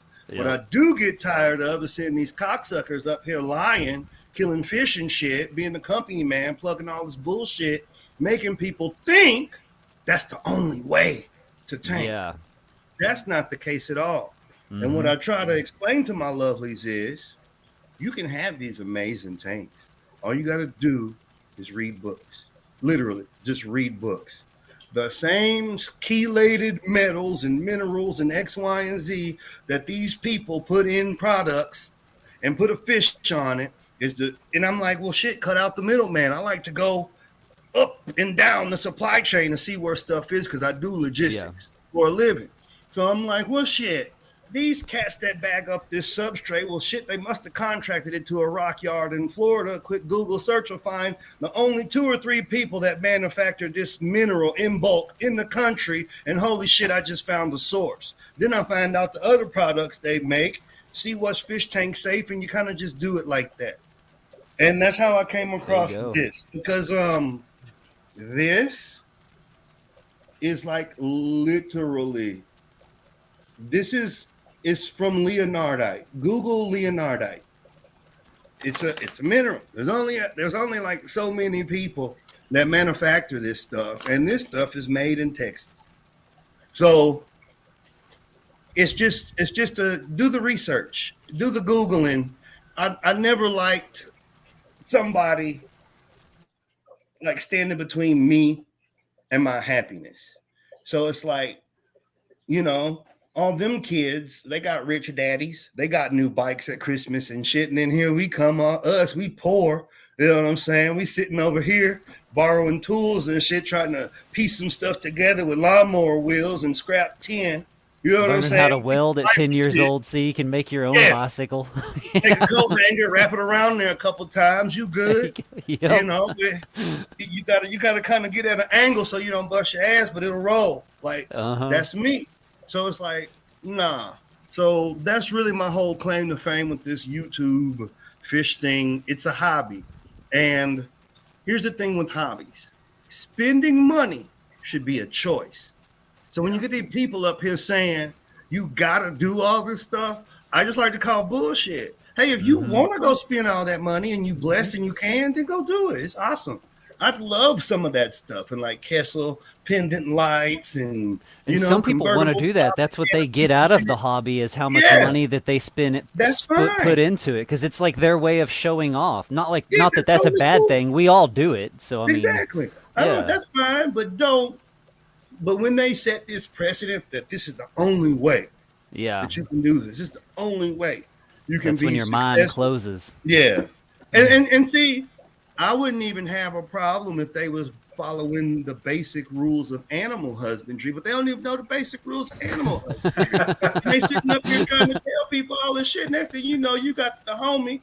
He went out here like a whole ass sucker. Got 17 tanks in his house, all his goddamn fish and shit, because such and such aquatic said it was cool. Meanwhile, back at the ranch, you don't know that this motherfucker got a whole partnership with a fish farm in Florida, and all the shit that he killed, he can replace the next video.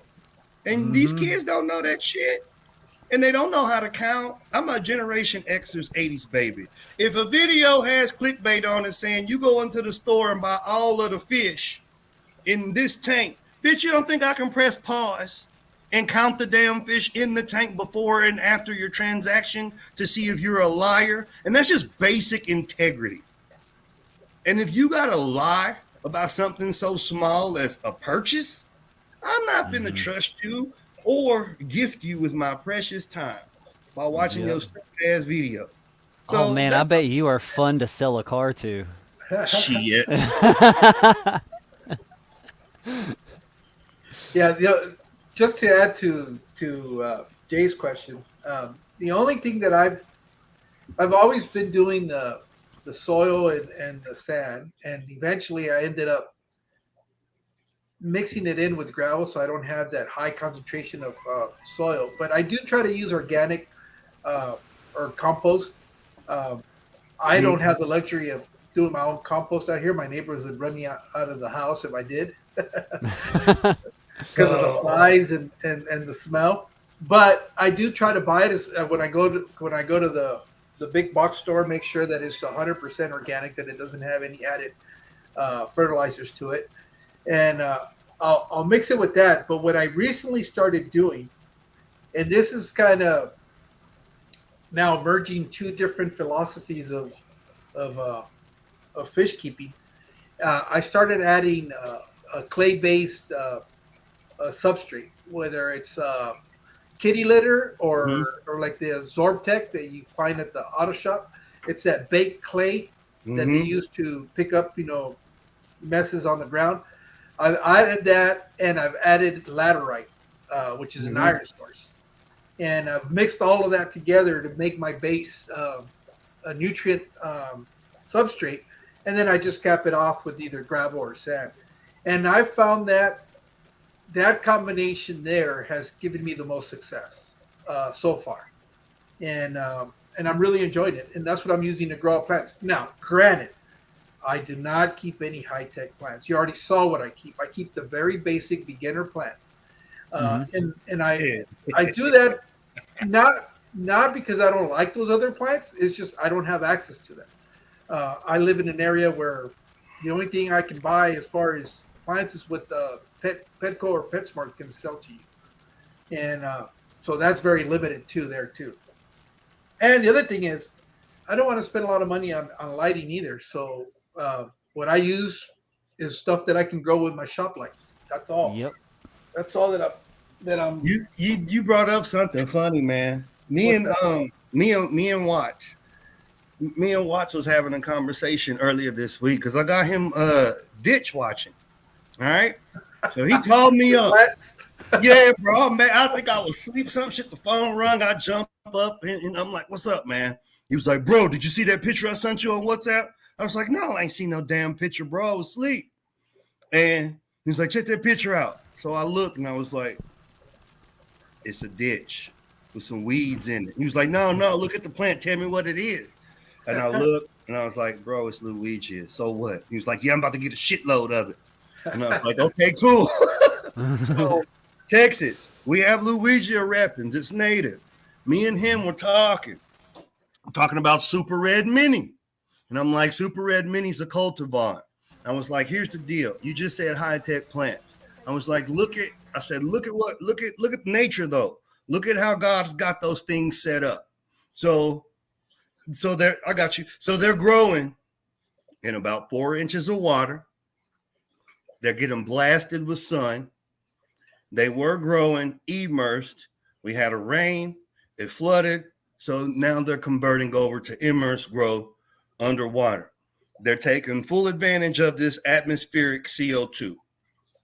That's why they're growing bushy and low like that.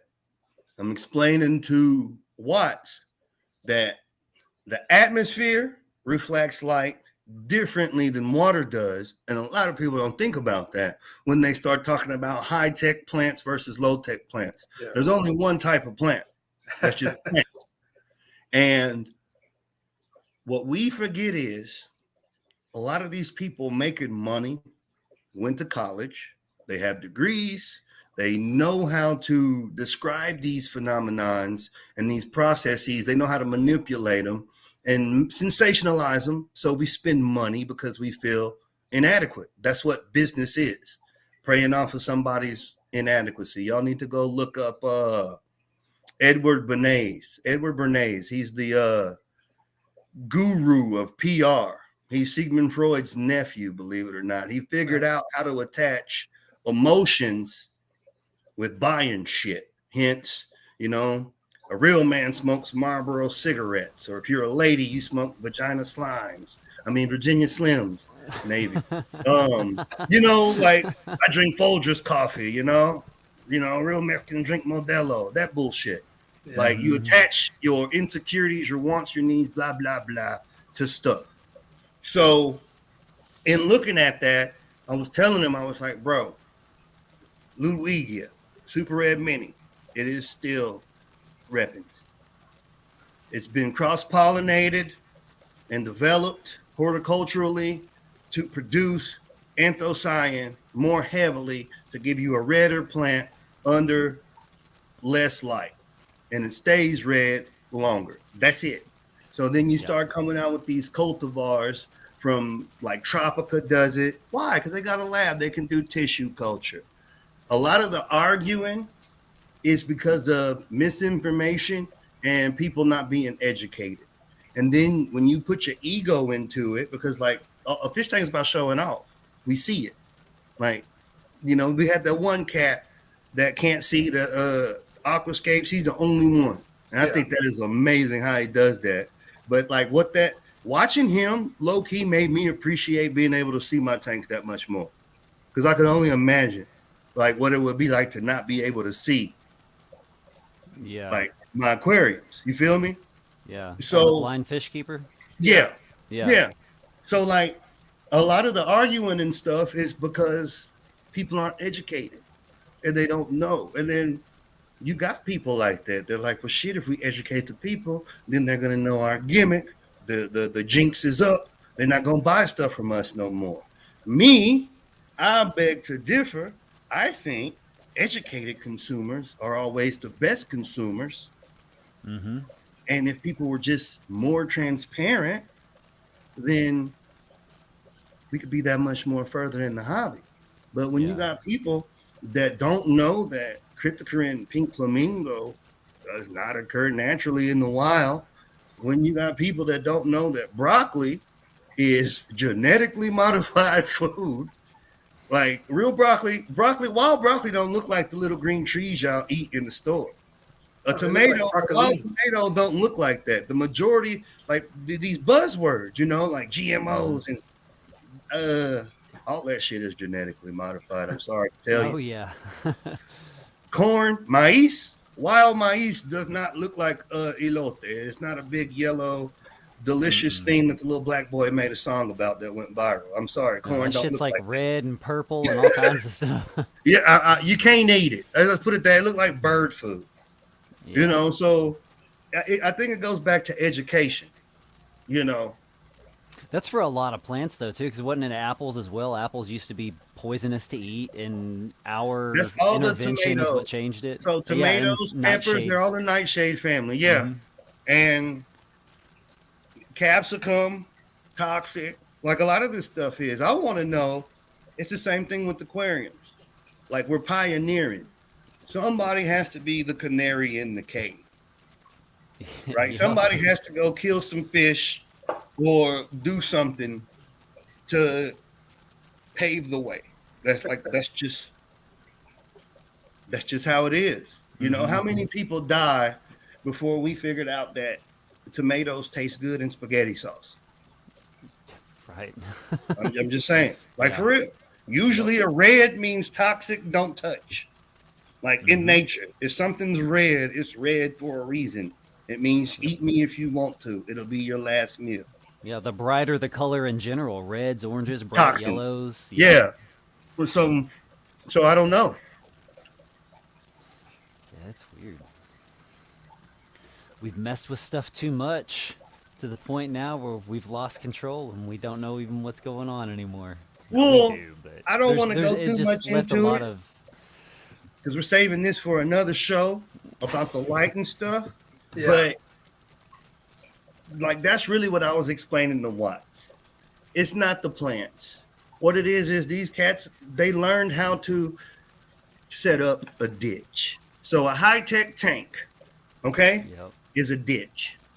I mean that. It is a ditch. Mhm. Think about this real good.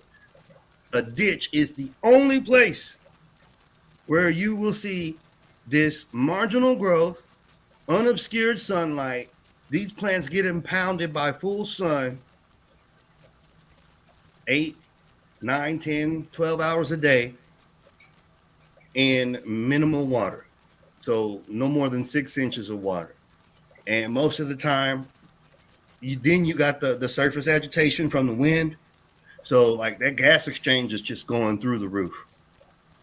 And that is what these high-tech tanks try to emulate with the infusion of the CO2, the flow, the increased flow with those big canister filters that they like to run with the lily pipes and all that bullshit. And then the lighting, which all that came from growing weed, by the way. Like, Mhm. look at weed, look at tanks, like Uh, it's the same. Yeah. So, like, if it wasn't for potheads, we wouldn't be doing none of this stuff. Well, the one thing that I that's- have, That's where you get those lights. yeah, Yeah, all those lights came from growing bud Yep. or Yeah. hydroponics, but ain't nobody growing vegetables in the house. They lying. yeah. One thing that I learned and it's just been by mere coincidence, because I have so many different size types that I've noticed that the same plant, for example, Rotala, Yes, if I grow it in a deeper tank, right. it tends to grow different versus a 10-gallon tank that's a lot closer to the surface and the light. It Mhm. gets real compact. And Right. for the longest time, I couldn't figure out it was the same plant. Mhm. What it's happening is it's getting more access to the CO2 and the light concentration, because it's having to travel less into the water. Mhm. It's impacting it. It gets redder. It gets real small, compact. When I started rescaping one of the tanks, I was wondering, where the hell did this come from? I know this plant I haven't bought, until I started paying attention that when I was taking Rotala from one of the deeper tanks, like a 55-gallon, and putting it in my 10-gallon, and with the same lighting and everything that I was having there, over time, it started getting real short and compact. And it was crazy. So I'm starting to go, I see what's going on with a lot of these plants. It's just the amount of light exposure that they're getting to, which is kind of creating all these minis and all this other stuff. It's because of the Mhm. intensity of the light and the CO2 that they have access to. So check this out too, and a lot of y'all check this out. So the majority of these cool plants, and then they'll get a patent on it, and then they'll put a name on it, and it'll be a hoax. It's a hoax. I don't know, damn, it's a hoax. They're clones, right? So like, if I take, who do I want to sacrifice? I'll sacrifice this quarter line. So like, I take this leaf off this quarter line that I just hacked, right? And say I cut it up and I isolate it and I get me my tissue cultures, right? I'm gonna grow this, and when I get enough, I'm gonna reach out to the YouTube University, find me a couple company men to put this shit in their tank, hype it up, and tell it to you dumbasses for $60 a piece for a dime-sized portion. Nobody else on earth has this plant because it is a clone. It does not exist anywhere in nature. Then what happens is people get it, they start growing in the tanks, and it starts reverting to its natural form. Well, what most people don't realize is they've been bamboozled. That's why I encourage y'all to go out in the field and look at plants growing in their wild, natural state. When I years ago, when I act like I want to start Warrior Plant tanks and start growing plants and doing all that stuff, one of my mentors, an old head, told me straight up, it was like, if you want to learn the secret of growing plants, but at scale, underwater, he said, you need to learn how to grow them all three ways: in water, out of water, and in between. And once you do that, you will understand that how to propagate them, how to grow them. That's the same phenomenon that Jorge was just describing, how you can have the same type of plant but it will exhibit different growth forms based on the environment that you have that plant in, which is Right. why botanists, we look for certain things. When you look at plants in botany, we're looking for certain things. We're looking for like the inflorescence. We're looking for the leaf shape. We're looking for different characteristics of said plant to know if it's this or not. Then you can look at the names, like the Latin name will tell you a lot about the habit of said plant. Yeah, I was actually One of going to my say a best. lot of Oh, go that ahead. with the plants that are so similar and stuff, like what you were talking about. A lot of them just comes down to who named the plant, and a lot of the scientific names are simply just a description. So you may have a plant that is so similar, but instead of each node producing 2 leaves, it produces 3, but it's the same thing. Right. Just it's just minor, like minute little differences that are there that were just based in the description of the plant itself, but they're still like, I'm not going to say of the same family, but like of the same kind, if that makes sense. Right.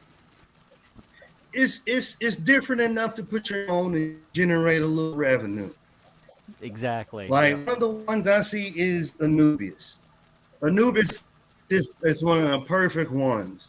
So like you got Anubis Nana Petite, you got Golden Coin, you got Pinto. I've seen Stardust. I've seen them calling one Galaxy. These are all the same. And what they do is it's a clone of a mutation. And they just keep cloning those mutations. That's why they're so expensive, because they grow so slow. Like Pinto is variegated Nana Petite. Golden Coin is like, I guess you would call it leucistic. It doesn't make the chlorophyll as deeply green, as dark green as a normal Anubis. What people don't, you got to have a lot of plant material, and you got to have them flower. Once they flower, you can start cloning them. And the average hobbyist ain't You're Breaking breaking up, up a bit.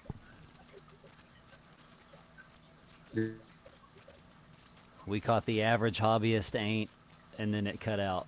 Yeah. there you go. There you go. You got too many devices on your network, I guess.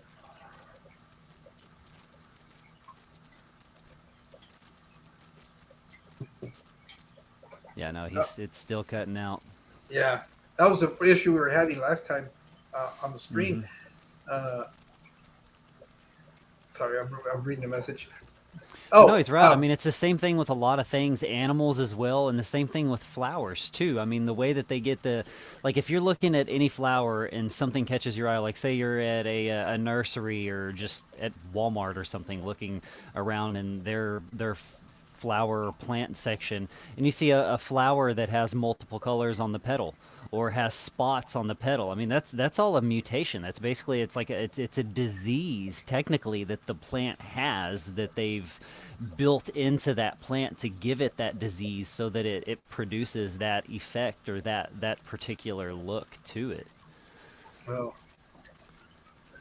so I'm doing something. Well, what I wanted to do, not that I'm not paying attention to what you're saying, but I saw somebody that jumped into my stream that I wanted to kind of give a little plug to. Aquatic Fanatics UK. If you guys haven't seen his channel, he's out of obviously the UK, right? He's starting out. I think he must have liked one of my videos. Is how I came across him. But I just kind of wanted to welcome him to our Fish Fan. For all of you guys that are here that haven't had an opportunity to go check out his channel, go check it out. He's actually he does some live streaming. That's where I've kind of met Keith. Keith is his name, and just go out there and show him a little bit of love. Go, watch one of his videos, give him a like, and if you like what he's doing, hit him with a sub. So he's kind of fairly been new to our community. So, just kind of, I'm just trying to return the favor because I know when I first started coming out, not coming out, but when I started doing videos and stuff like that, it was people that had already been in the hobby that were willing to plug me and help me out and be able to get people to come and see my streams. So this is his link down here. Hey, here's another Keith talking about Keith, KJE Aquatics. So if you guys get an opportunity, go out and check them out real quick and have them become part of this community. Let me bring Steve up. He's already Especially if you're interested in plants. Yo. He's definitely one of the places to go for that. He's got a lot of choices or a lot of picks to choose from. I can speak, I promise. Yeah. Whatever you did, it looks a lot better, Steve. No, I heard Tommy talking about the disease. And that's so true. Like, a lot of people, and I blame Instagram for this shit. A lot of people always slide in my my inbox, hit me up with DMs because I'm gonna tell you straight up, like what the business is, and like I'm a results oriented person, bro. They show me, so it is a disease, and like I ain't trying to call nobody out because I don't want to get sued and I don't want a cease and desist letter, but they got like certain cultivars of plant, right? And you'll buy it. One of them has the word ghost in it. And you get these plants and it's white. Yeah. But it has a disease. And what happens is it starts to revert back to its natural state. And then these people go buying all this stuff. And IKEA has made so much money off of people who don't know how to grow plants. It ain't even funny. You know what I'm saying? They go buy all this shit thinking that they doing something wrong. Not knowing. And once again, they've been bamboozled. Like I said, it's all about transparency. You see what I'm saying? Like if you got to gimmick somebody into purchasing something for them to purchase it, there's no integrity in that. But tell them, hey, this is a gimmick. It's cool. If you want to keep it lasting long, this is what you do to modify the behavior of this organism to keep this gimmick. However, if you don't do X, Y, and Z to keep this gimmick, it will revert to its natural state. That doesn't mean you've done anything wrong. Your plant's perfectly fine. It's just that you did manipulate these variables to ensure your gimmick. What happened, Steve? Yeah, he means he's alluding to variegated. But yeah, that's well, not all just it. variegated. I mean, it's a lot of plants. Like Steve was even talking about it a couple of weeks ago, like the Raven Z plant that's out there that's coming out now. That's like a solid black version of the green variation that's there. Yeah. Most of that stuff's clones too. Yep. Like you go to Home Depot, you'll see the ZZ plant. Yep. And they got it ain't even black. It's just like a melanistic, a really, really dark green. Yeah. And I'll talk about Epiprenum in a minute, Scuba Steve. All it is a clone. It's a clone of the regular, what is it? It's a Zamifolia. Zamifolia, I think is what ZZ plant is. Mm-hmm. It's just a clone. And over time, it'll revert back to its normal green unless it's kept under a specific spectrum of light. You got to keep it in a specific lighting range to keep that dark foliage. Mm-hmm. And that's the case with a lot of these. I call them designer plants. And designer plants are okay as long as you know that's what it is. What I don't, here's my thing, folks. I don't like people being preyed on. That's all. Like, at the end of the day, it's all nature. This stuff grow wild somewhere on Earth. The way I look at it is I'm just paying for the gas because plane tickets cost too much and getting all this stuff through customs is a bitch. So, okay, I'll go pay you $12 for this plant because I can't go to Madagascar and get it, or I can't go to Zanzibar. You know what I'm saying? But that's how I look at it. But then again, I know Most of this stuff is ornamental, and most of it is gimmicks and hoaxes. That's all. And when I say gimmicks and hoaxes, I'm not necessarily being pejorative. I'm just saying it's not natural. It's not going to last unless I manipulate something to make it last. And that something that you need to manipulate just so happens to be that patented thing that the company holds on to. They guard that secret so they can keep selling the shit. Because, duh, that's the manipulated variable.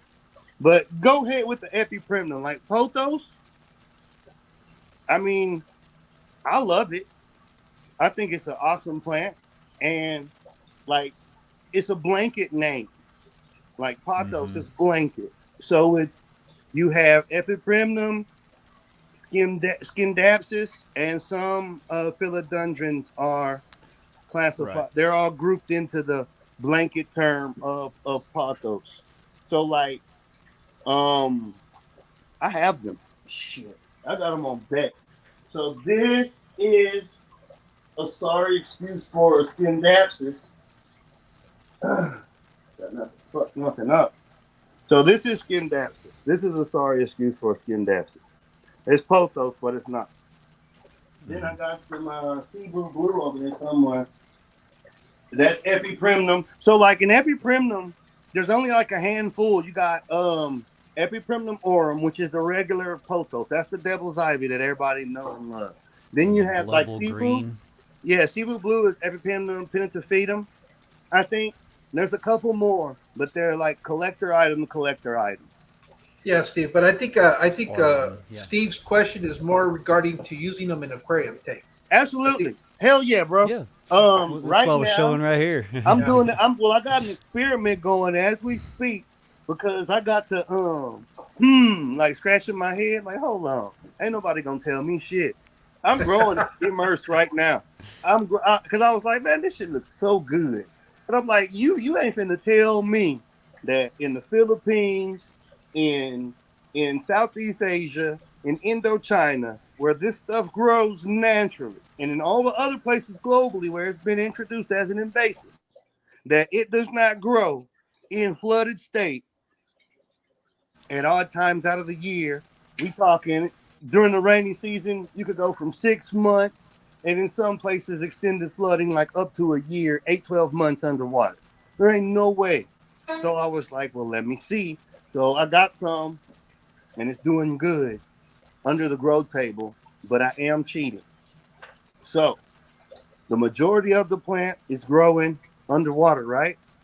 And I have some, it just kind of like braced itself up against the wall, and I let it anchor into the wall because I wanted, like, once it lets the stolons out to anchor, the leaf forms change. See what I'm saying? And you get a different growth form. But it's a nitrate buster. Like, it's greedy. Pothos loves nitrate. Like, it'll eat them. It'll eliminate them all. I think it's great. I don't know why nobody figured out how to make a mini Pothos to sell. I'm working on it. Yeah, heck, who is it? Dexter's World. Yeah. He uses Pothos in his filtration system. He uses those Yep. trash cans and uses Pothos in the top of his trash cans as just a natural way to kick out the nitrates out of the tank. It works. Like, it's very, very effective. I haven't had very much success with it growing submersed in the water. I tried it and convinced myself that I could, and it lasted for about a month or two. But after that month, Really? I started getting a lot of issues. Yeah, I started getting a bunch of die-off on it. The leaves This would has just been start growing falling submerged off. for upwards of a year, bro. No kidding. Yes. I'm not even no cap on everything I love, bro. Like, on my mama's grave, bro. Upwards of a Pixar, year. I don't believe it. Like, for real, for real. Like, Nice. and you know what I'm thinking? Pothos has the same growth habit as Anubis. It is a rhizome plant. Yeah. It is I'm not gonna call it an epiphyte because it's a root feeder, but it has those habits. Mhm. You know what I'm saying?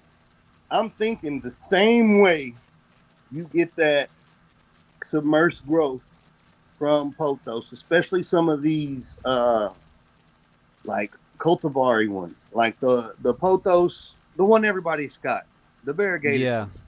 Yeah. That reminds me of Nana Petit Pinto. So I'm thinking if you grew that in CO2, if you took the time to flip it and then grew it in CO2, you might be able to pull it off. I'm thinking the only reason is grow it in the grow table like that is because I'm taking advantage of atmospheric CO2. Because I'm only that the grow tables are only like this deep, maybe a foot. Mm-hmm. So I'm thinking that's got a lot to do with it as well. And so I'll tell a little bit. I have it set up in rows, and I got window boxes set up in rows, and in each of them window boxes, there's a grow mix about yay deep, and it's got this in it, plus all the other stuff I put in my mix, and that's what the pothos rooted into. It was one of them things. I had some extra. I threw it in there because I couldn't plant it at the time. I just threw it in there to not kill it. It self-rooted. And then I was like, well then, since you want to just make yourself at home, you little bitch, I'm just going to flood you. And that's what I did. So Now, do you have it under a lot of light, or do you Yes, have it I kind do. of in? Okay. I got it under some, yeah. Okay. I use Lux Commanders. You know what a Lux Commander is? Yeah. It's one of the baddest ass shop lights that they make. Google it. That's what I They're run in there. expensive. Yeah. And it's on the timer, and it's getting blasted with that. And I also got Beamswork. I got a couple Beamsworks on there. I'm not name branding and dropping. I've been having them, and I ain't running nothing badass in the house. So I was like, might as well put them on the grow tables. And that's what it is. It's getting juiced. It's getting hit hard. Heck yeah. And at night it's moonlight on the Wi-Fi. So it's 24/7. There ain't no photo period. Put it to you like that. It's Alaska Nice. in there. Yeah, I do Alaska a lot. Yeah. Well, I mean, pothos doesn't have any leaves where it would need to like fold up for that photo period at night anyway. It's just a broad standing leaf. Well, I just get bored of following the rules, and Right. I'm like, well, it's gonna die anyway, or whatever, something. Everything has a shelf life. So I'm like, well, I'm gonna do Alaska on a couple tanks just to see what happens, because if they can grow a pumpkin the size of a John Deere tractor in Alaska, where it's like North Pole cold, just because of sun, then surely I can do something, formidable in a fish tank, with Texas weather. Got to be able to do something. So that's what I'm doing. And it works.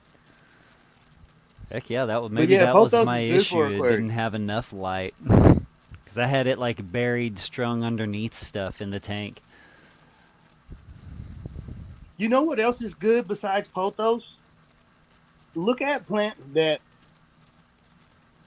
have a relationship with water. So, and that's how I think outside of the box. Like a lot of these plants, I know they have a relationship with water. When I was younger, like, I don't know, 19, 20, I went through this whole everything's a water plant phase.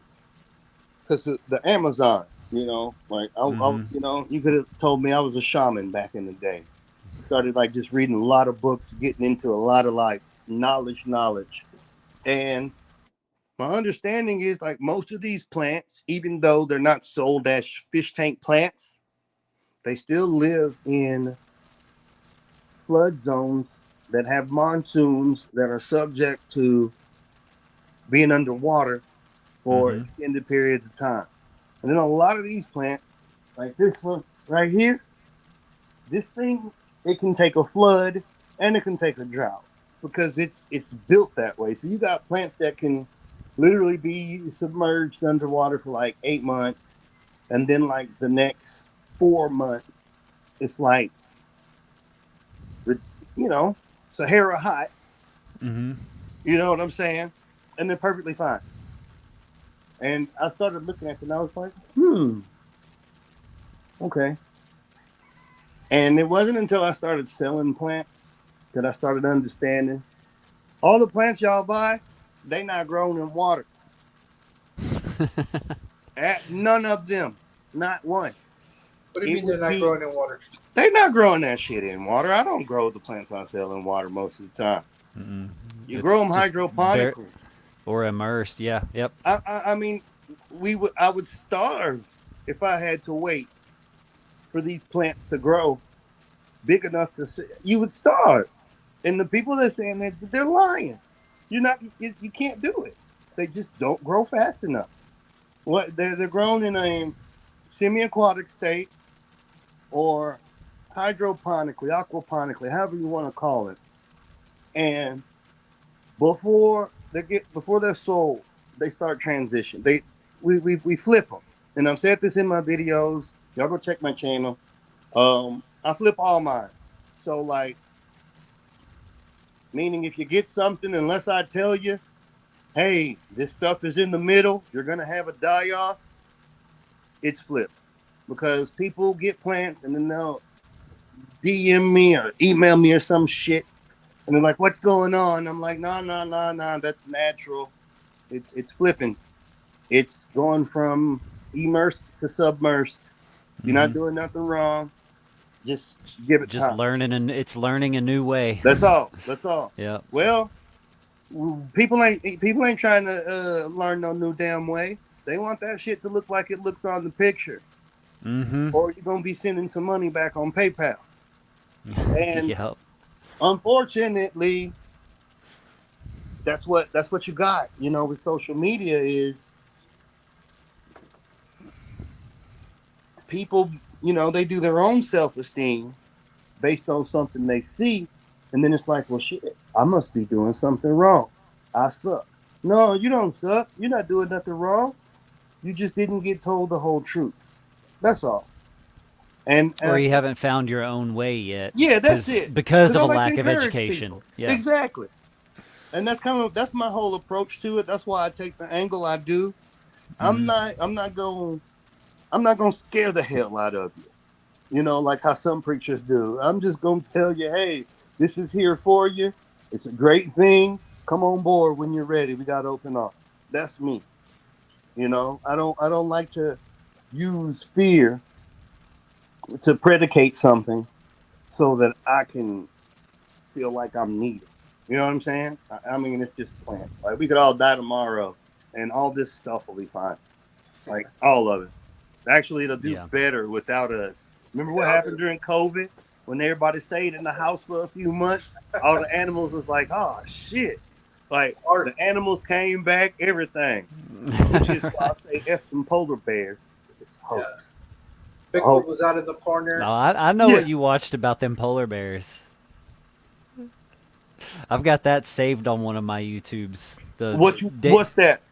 The David Attenborough thing that he did. What was it, like 2 years ago, where he was talking about the polar bears and how the seals and how the seals are going extinct because of the polar bears, but they weren't showing the whole story. It was actually the polar bears learned to hunt the seals by running them up this hill and making them jump off of this steep it was cliff. the walruses. Yeah, walruses. Yeah. Then they showed the one with the polar bear eating the I think it was guillemots, puffins, water birds. Yeah. Look, man, I got a saying. It's called "Love will find a way." Dude, look, those polar bears will eat us. Yeah, yeah. Go extinct. We are on their food pyramid. I promise you. And what is a pyramid anyway? I mean, I know it's a power plant, but they told us it's a tomb, even though nobody's buried in it. I'm just saying. Yeah. That's Oh another no. rabbit hole. This is not. Yeah, I taught my kids a lesson on that. I was like, there was nobody ever buried in those pyramids. They had a 3-hour lecture from me. It was one of those dad moments. They're like, God, will you shut up? We know more about the pyramids than anybody else now. mean, hey, look, this is my analogy. So 1,000 years from now, after we screw up the planet, we out dead, right? Mm-hmm. It's like some Mad Max type shit. And it Right. just some cataclysmic event happens and our memory, our collective memory is erased, right? Mm-hmm. And you get these people digging up stuff and they come across a cell phone, but there's no electricity. Then you get all these smart asses sitting around in a circle jerking, trying to have these elaborate theories of what this cell phone is. What was it used for? What could it Yeah. be? We have all this knowledge collectively in the ether forever on the web. More knowledge than, as far as we have been led to understand, more knowledge that's been amassed at the human fingertips, like in our forever, since we've Mhm. existed. So they say. Well, without no electricity, what good does it do anyone? But here we are Yep. trying to figure out how old the Sphinx is. Why the hell there's pyramids in Mexico, Angkor Wat, Egypt, all over the world. And like that joke that was on Instagram, Jorge, you remember that joke where they were like, the comedian, he was like, they're questioning who built the pyramids in Egypt. And he was like, they got pyramids in Mexico. Ain't nobody questioning who built them. Just, I'm just saying. But like, here we are with all these theories and hypotheses trying to figure out stuff. And it's like, what if some cataclysmic event happened, right? And we're just now catching up, but Ooh, it used to be. we're on a different pathway, Mm-hmm. evolution, like, think wise, our paradigm's different. And as soon as we catch up to where we left off before the last cataclysm, who knows if some other cataclysm will happen again. That's what I think. I think we go so far and some cataclysm happens and it sets us back. When we go to cavemen and we come back up, and the ruling class, which is the elite, they get to brand the story. They get to tell it to us the way that they want us to. And we just, The winner of battles are the ones who write we history. Yep. consensually agree to it as knowledge. Yeah. I call it bullshit because I think a lot of this stuff's visceral. You know what I'm saying? You're Oh born yeah. with it. Oh But, yeah. Who am I? That became obvious to me when, because I was a huge history buff in junior high and high school. Like that was my number one subject. So like when the teacher would teach us something or say something, of course it being a coach, I'd go in and say, all right, well, what's the truth about this? No, Columbus didn't discover America. Amerigo Vespucci didn't discover America. Leif Erikson didn't discover America. Wait a minute, what are they teaching us? It's a bunch of crap. What do you do? There's nothing you can do. You play with fish Teach tanks. the next generation the truth, I guess. That Or what? whatever This is really we why I think is keep the fish truth. Because look, the same. And I told one of my homies this back in the day because we were sitting in my little snake room, and I was like, bro, what if the universe is a big ass fish tank, right? And you got these entities looking at the fish tank the same way we look at our fish, just manipulating variables and shit to see what happens. Just the puppet on the strings. I'm just saying, bro, what if? Yep. And it's like, okay, yeah, they're getting too far. Need to do a water change. Boom. Flood. Noah. Yep. 2 of each. Blasphemy, all that shit. 10%. All that. What if? Just saying. Yep. Saying. Yep. I ain't judge. I got a lot of weird beliefs when it comes to that. You start getting into like the pre-flood stuff, and I don't know. I'm one of those that's like really convinced that we have not become more intelligent as time has gone on. I think we're vastly much less intelligent than our ancient ancestors were, especially like with going back to the pyramids, like being able to build that and them having light bulbs that are displayed on the side of the pyramid themselves, like in paintings, the little light bulbs and stuff Yeah, I they have, think and that- finding the Baghdad batteries and stuff like that. It's like, no, they were pretty smart. They knew about electricity Nah, back bro. then. It was aliens, okay? It was aliens. It was my ancestors. Gotcha. Yeah, it was alien. I mean, we really just spent 2 hours explaining that plants grow in dirt. Of course, Yeah. we've gotten less intelligent. Like seriously, Yeah. I seen the little homie, and it's gonna start some shit. I really don't care, but I seen the little homie made a damn video on TikTok or one of the little short videos talking about life hack. If you want to clean the glass on your fish tank, just use glass cleaner. I said, I'll be goddamn, this motherfucker done figured out glass cleaner, clean glass. I'm like, bro. But Glass look, Cleaner. we had Teddy Ruxpin, we had LeVar Burton, we had 321 Contact, the Get Along Gang, Captain Kangaroo. Like, critical thinking was a duh. It was normal. Yep. And like, we got raised by parents with 50s skill sets, so you really had to learn how to think critically, because if you question their authority at any given time, you would pick yourself up off the floor. So Yep. you really had to learn how to think critically, called cause and effect, meaning if I say this, I'm gonna get fucked up. But depending on how I say it, I may or may not still get my point across and live to, reap the benefits of it.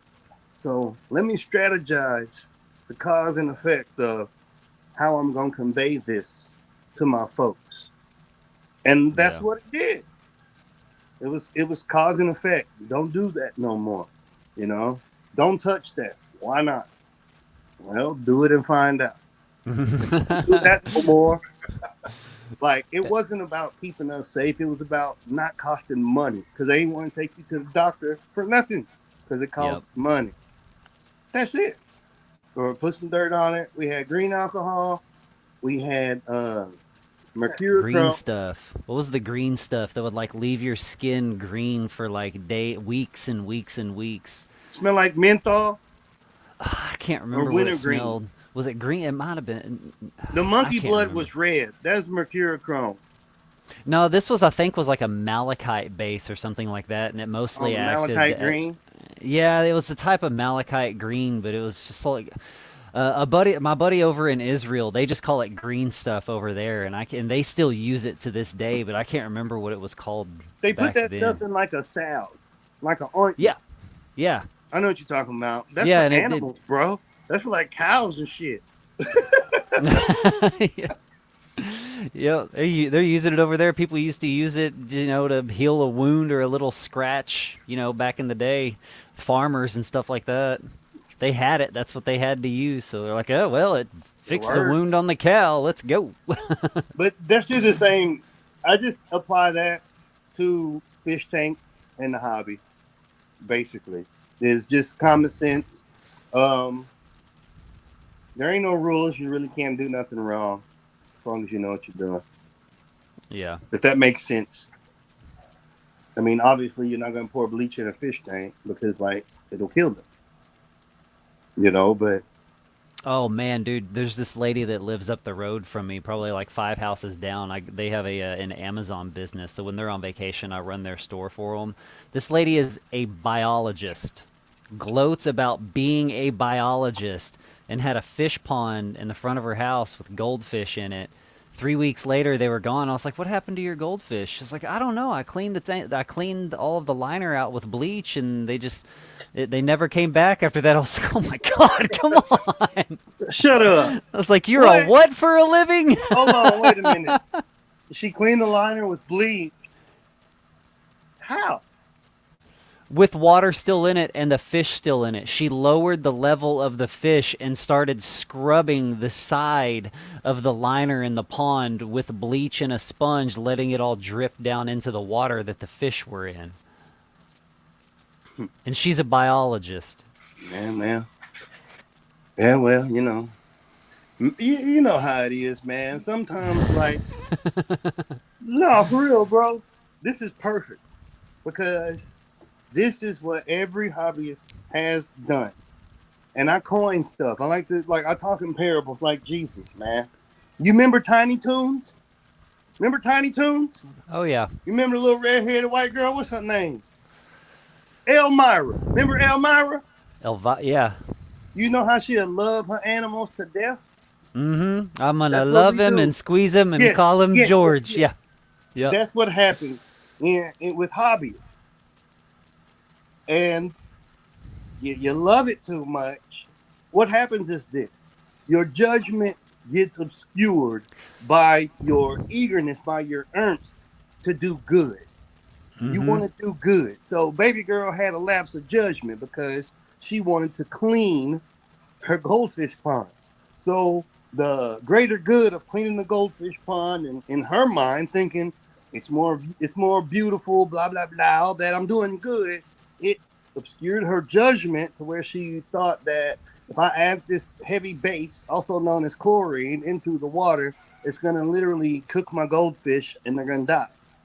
She Yeah. wasn't thinking about that because the benefit of the cleaning it outweighed anything that could possibly go wrong. Yeah, And there might have been drugs involved with that decision it too, could have been. though. She could have been recognized. You know what I'm saying? But that's what happens. And I see this all the time to where people do too much and then they create a problem and then it's like, oh shit, they get them butterflies. Or they get that they belly button, it touched their back. What did I just get myself shit, yeah. into? Yeah. Oh shit, start freaking out. Yeah. And that's when I usually get the phone calls. And I'm like, what you do? And after I get through laughing at you, I will walk you through. You're going to be a dumbass and all that. I got to. And, but that's what happens. And then on the flip side, you get people who are scared to do anything because they think if they do something, they're going to mess something up. So both of those things stem from fear. And that fear is what these unscrupulous individuals prey off of. And that is what's messing up the hobby. That's just my opinion based on observation. Well, I think you're right there. Fear has, especially within any kind of animal keeping or life keeping hobby, fear is, I think, one of the biggest factors that sways people to make a decision, east or west, one way or the other. Just like with the dirted tanks, the substrate, a lot of people don't even want to touch a dirted tank because they're worried about the bacteria because they think bacteria is bad, and there's this overwhelming fear that, oh crap, I'm gonna have all this nasty biological stuff in my tank, it's gonna ruin my tank, when not always. Sometimes you're actually making a real balance. I'll give you a prime example of that. This is a true story. So you get his cat, go fuck around and watch YouTube. I'm gonna watch me some YouTube. I'm about to get inspired. Right? They go learn me something. YouTube. And they got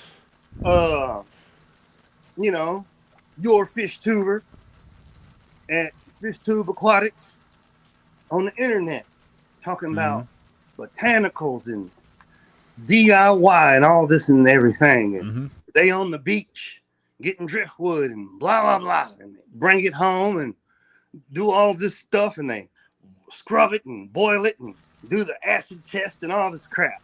And they go home and they put it in their tank. So get through watching that. Hey, I'm gonna go try it too. Shit, we got sticks outside. We got rocks too. I got some water. I can boil it. They go do all that. They emulate what they saw on the video. They slap all their stuff in the tank. Yeah, I think we're all guilty of that, though. I mean, we see something new, we gotta try it at some point. Then they get their phone out. They get to taking pictures and it's all over YouTube and Instagram, and look at my badass new tank. It's biological. I'm that dude. 2 weeks go by and this fuzz takes over the whole tank. That's when my DM starts going off. Hey man, I got this weird fungus growing on everything. What do I do? Leave it there. What do you mean? Let me see. Send me a picture. And I get the picture. And after I get through laughing, I'll be like, oh, you good, bro? That's epic. You need to keep that. Mhm. What is it? It's biofilm. Well, what is biofilm? It is a colony of a bunch of bacteria growing together in a mucus suspension. And it's good for your tank. That's all. It's just a colony of bacteria. Mhm. They're like, it's not going to hurt nothing? No. Not going to hurt nothing. Yep. And that right there is part of the whole fear. Because it's like, bro, if you ain't never seen biofilm before, it'll freak you out. You're going to be like, what is this white, slimy looking, what is this? Yeah, especially with some types of driftwood that you put in your tank. Like, what is Right. it, the Mopani? You get like a half an inch layer of that biofilm around that wood. It stands out like a sore thumb. Right. You know what? How do I do this? I'm going to show y'all that. I got bacteria colony right now. I like this kind of stuff. I saw what Aquatic Fanatics. So me and Roy was talking about that bacteria on the show last time with Jorge. Yeah. And I love that. Here, let me flip the camera. You know, put So it on here's my solo. tank. Look at that bacteria. You see that white stuff? Yeah. That's bacteria, and it's like all on the bottom, and I love it. And the only way I can get it is with this light recipe. Let me max it out real quick so y'all can see it. Boom! Look at that! Look at that! Isn't that cool? It Oh, looks wow, like yeah. snow. Yep. And That's a lot of rhizome. look at all that. It's mycelium, bro. It's like Avatar. It's a lot. Yeah, like a mycorrhizae. Yes, bro. Yep. That's all that is. And it's in here. It'll fruit like this under those light conditions only. If I leave this light or if I put some more water in here, if I change it, it won't fruit anymore. But big boy, he's fine. They're breeding their ass off, and baby girl's back there on some fry in the back. I don't know if y'all can see it or not, but I let this tank evolve, man. I don't know how that Salvinia made its way in there, but it did. I'm letting it go. Yeah. You know, I got the feeder guppies in here.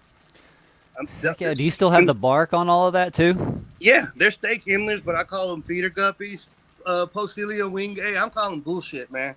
Like, nobody's done the DNA yet to see if this is not reticulated or if it is really its own. You know what I'm saying? Mm-hmm. And like, hopefully us nerds, we can take YouTube back so we can really advance the hobby, because like, I don't care about arowanas and stingrays. You can't even have them in Texas anyway. It's illegal. See, look at that fry. See that We fry got down some there? big ass alligator gar. Y'all can see the fry. But this tank, it goes through swings of algae. So like right now it's like reduced in algae, but the algae is the system.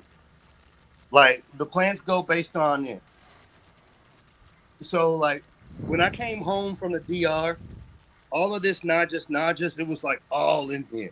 I blacked it out. It died back. This has been weeks. So the niches are getting filled. You can see like this Luigia. I just leave it alone. I don't do anything to it. I just literally threw plants in here because I want it natural. I don't know. Maybe is that better? Yeah. Yeah. Okay. I just leave it like this. There you go. So No you don't filter. even have a cap on that. That's just straight soil with that Yeah. mycorrhizal fungi basically as and your cap. about an inch of mold. That's all mold. Nice. And everybody in here is cool.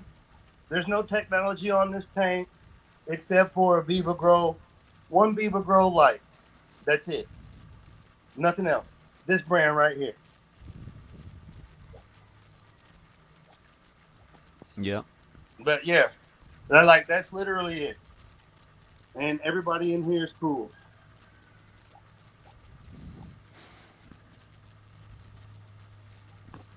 Yeah, I mean that's That's a stream. That's a creek. That's a river. That's Like that's literally what I was trying to replicate. yeah.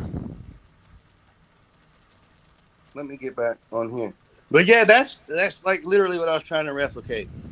What's his name? I don't know if y'all on Instagram. I think Corey Aqua. Yeah. He did one with the cypress knees in there, and it's a swamp, and it is amazing. I like themes in aquascaping when I do plants. So like, I love Dutch. Like Dutch tanks are probably one of my favorites. I like Japanese hybrids. So a Japanese hybrid is a Dutch, but you use hardscape to define some of the lines in your aquarium. So it's still the Dutch in the sense that the groupings of plants make the structure. But you use a little bit of hardscape to, define the different spacing. Whereas the traditional Dutch there's no hardscape in a traditional Dutch tank. None. It's just plants. Then I like the jungle. Jungle's my next favorite type. And what I'm trying to do now is the swamp, because nobody is replicating that niche. You got Iwagumi, you got all these other disciplines, There's right? one. There's one. Have you seen Kenny, ABC Aquatic Biotope Creations? Yeah, I seen Kenny. Have you seen his like reverse flow tank that Yeah, everything that's- flows that's a river. underneath? Yeah. Yeah. Oh dope. my And god. see, so like, this is the kind We need of more stuff- people doing stuff like that. Words out of my mouth. That's what I'm on. Like, I'm gonna put it to you like this: how you gonna call yourself a rebel if you doing the same shit as everybody else? Yep. That's where I'm at. Like, it is what it is. It's not glamorous. I'm not a sensational person, but Says the man with the gold teeth. I know, right? Ain't nobody running tanks like that because they're scared. And Yeah. I'm not gonna lie, it did take a long ass time and a lot of discipline to get that tank up like that. Yeah. Like, it took a long time. Like, a lot of like, man, shit. I need to put a filter. I need. No, just leave it alone. Like, That fear so of just many letting times I was nature like, do its thing. Let me just put a filter on it. I'm gonna pull some of this sediment. I'm gonna just run in 48 hours. I'm gonna just do a coarse sponge. I'm gonna pull some of this sediment, and then I'm gonna leave it alone. You can't, because I needed them build them. I wanted to see what was gonna happen, and when I finally grew some cojones and unplugged those filters and pulled them for good, nothing died. Yeah. I was in the DR for a month. Nothing got fed. Nothing got water changed. I don't think that's a bad idea, Renee. Low key, I'm doing that in my bedroom. I got a Java fern growing in the same thing. Yeah, he was, but Little bit. The add-on to that was over the rhizome.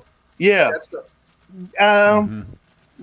Again, me personally, I haven't seen no issues with that because it does emulate that layer that they would. It emulates what they would grow in, like on a rock face or like a stump, something like that. It gives those stolons something to grab onto. So I don't see a problem with that. With the Yeah, 'cause their rhizome whole plant, idea is that to reach. compaction. Just like Right. with peas and melons and stuff like that, they have the tendrils that try to reach Right. out and grab. That's what those are doing. The same thing with pothos, the anubias, all of it. It's creeping to try to find something. It's reaching for something. Right. Otherwise, those wouldn't grow at all. It wouldn't have evolved or adapted to doing that. I think Renee's concern with that was because they always tell you rhizome plants you don't want to put in the substrate because it'll Yeah. rot the rhizome. You don't want to cover that's it. Once again, it's that compaction. I'm not just to say put rhizome plants in gravel. The reason is because of that. However, leca, lava rock, even better. Yeah, I'm with aquatic fanatics. Yeah, rip to the homie, Takashi, because he was a good dude. But yeah, me. You know what? Aquatic fanatics, we got this like theory. This is what happened.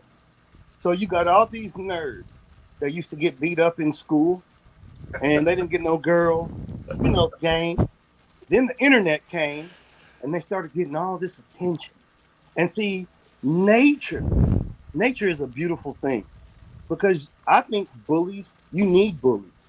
You need people to keep the natural order, kind of like how sharks keep a coral reef healthy. Everybody wants to complain about sharks until you get a red tide and you got all those dead fish. Sharks keep it healthy. So you got all these people that started getting this attention, and it's unchecked because you can reinvent yourself behind the anonymity of a keyboard, a computer screen, etc., which is what I was alluding to with the 99. Oh shit! Did You he know? just see through my ruse? You see what I'm so you know what I'm saying? And so now you got all these people. Hold on. You got all these people. We'll let Steve finish up his thought, but You actually, good? no. Go ahead and finish up what you were saying. No, you so you got this influx of people that aren't used to getting all that attention. And it shows. Because Some people don't know how to handle it. yeah, it's unchecked. They Hmm it's I don't know, like we're pack animals, right? So you got a bunch of dogs, and you go get a dog that ain't never been socialized. Like it's one owner dog, it gets treated like a person. They push a damn thing around in a stroller. And those are always the people who want to take this damn dog to the dog park because they think it's a good idea. And then they go let that dog go, and immediately it get his ass beat. Because not because something's wrong with the dog, but because it is not harmonious with the pack. And they got to have those checks and balances to make everything even. And they're not trying to kill it. They're just saying, hey, man, there's more dogs out here than you. We all want to play. We all want to chase that squirrel. You're not special. If you get between us and the happiness of chasing the squirrel, we're going to fuck you up. Yeah. So let us check you. Now you get over here. Now we can all chase the squirrel and be happy. And when we catch it, we can rip it to pieces together. But It'll be we will fun. have no squirrel to rip to pieces if you can't get right. Yep. And unfortunately, that's what you got with the internet. Like everybody's an individual now. Well, I think we're gonna have to wrap this up for a couple of reasons. One, we're going on 3 hours of being here. we are on 246 right now, and the other one is George RB3. He's going live right now in about 15 minutes. Oh, cool. So go check him out if you haven't. Make sure you guys go to his channel. Go give him a like. Especially if you like really cheesy dad jokes. Oh yeah, that's his specialty. He's full of them. That's the homie you showed me with them. He is funny. Look, it is dad jokes. And I know my ass getting old because dad jokes make me laugh, bro. Right? Yep. Like it won't even be funny at all. Like it won't be funny. I'll just have like a neutral expression. And then I sit there and I'm like, oh, that motherfucker dumb as hell. And then I just start it's over. But yeah, go check it. I'm gonna go check it out then. Yeah, that Alright, is guys. fun. Well, I want to thank you guys, you two, for being up here with me and not letting me do this by myself.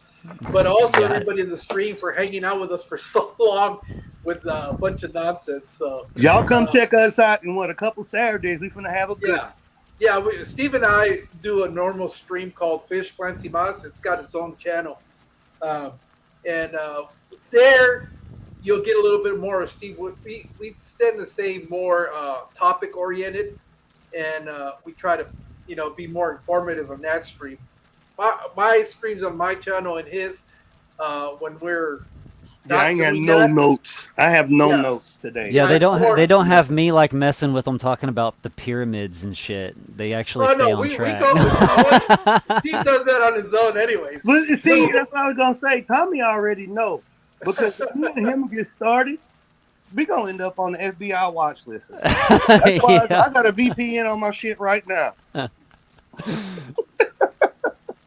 Y'all ain't gonna get me spam. I might already be. Oh, I got angels that are starting to pair off. I'm You gonna think have they to- gonna do it?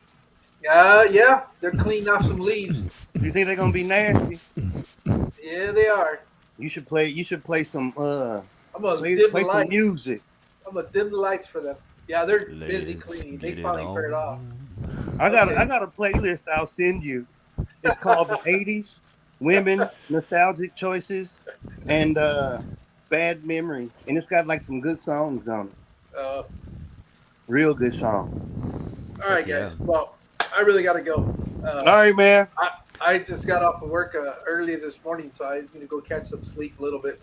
Make you a sandwich, listen to your Rod Stewart tape, get you a I'm nap. gonna go to sleep. What's that? I can see you in there listening to Rod Stewart with the short song and the white You know- beater. Yeah, I was never a big Rod Stewart fan though. Hey, The other bro, stuff is probably right. Young Turks is a good song, but it's really a fucked up song if you listen to the lyrics, bro. It's dysfunctional. The lyrics to Young Turks is everybody's life that was born, like that grew up in the 80s. Like, Oh, yeah, I'm sorry. yeah. All right, guys. All I right, really bro. gotta go. Take it easy, man. Thank you, guys. Peace out. Later, y'all. All right, bye.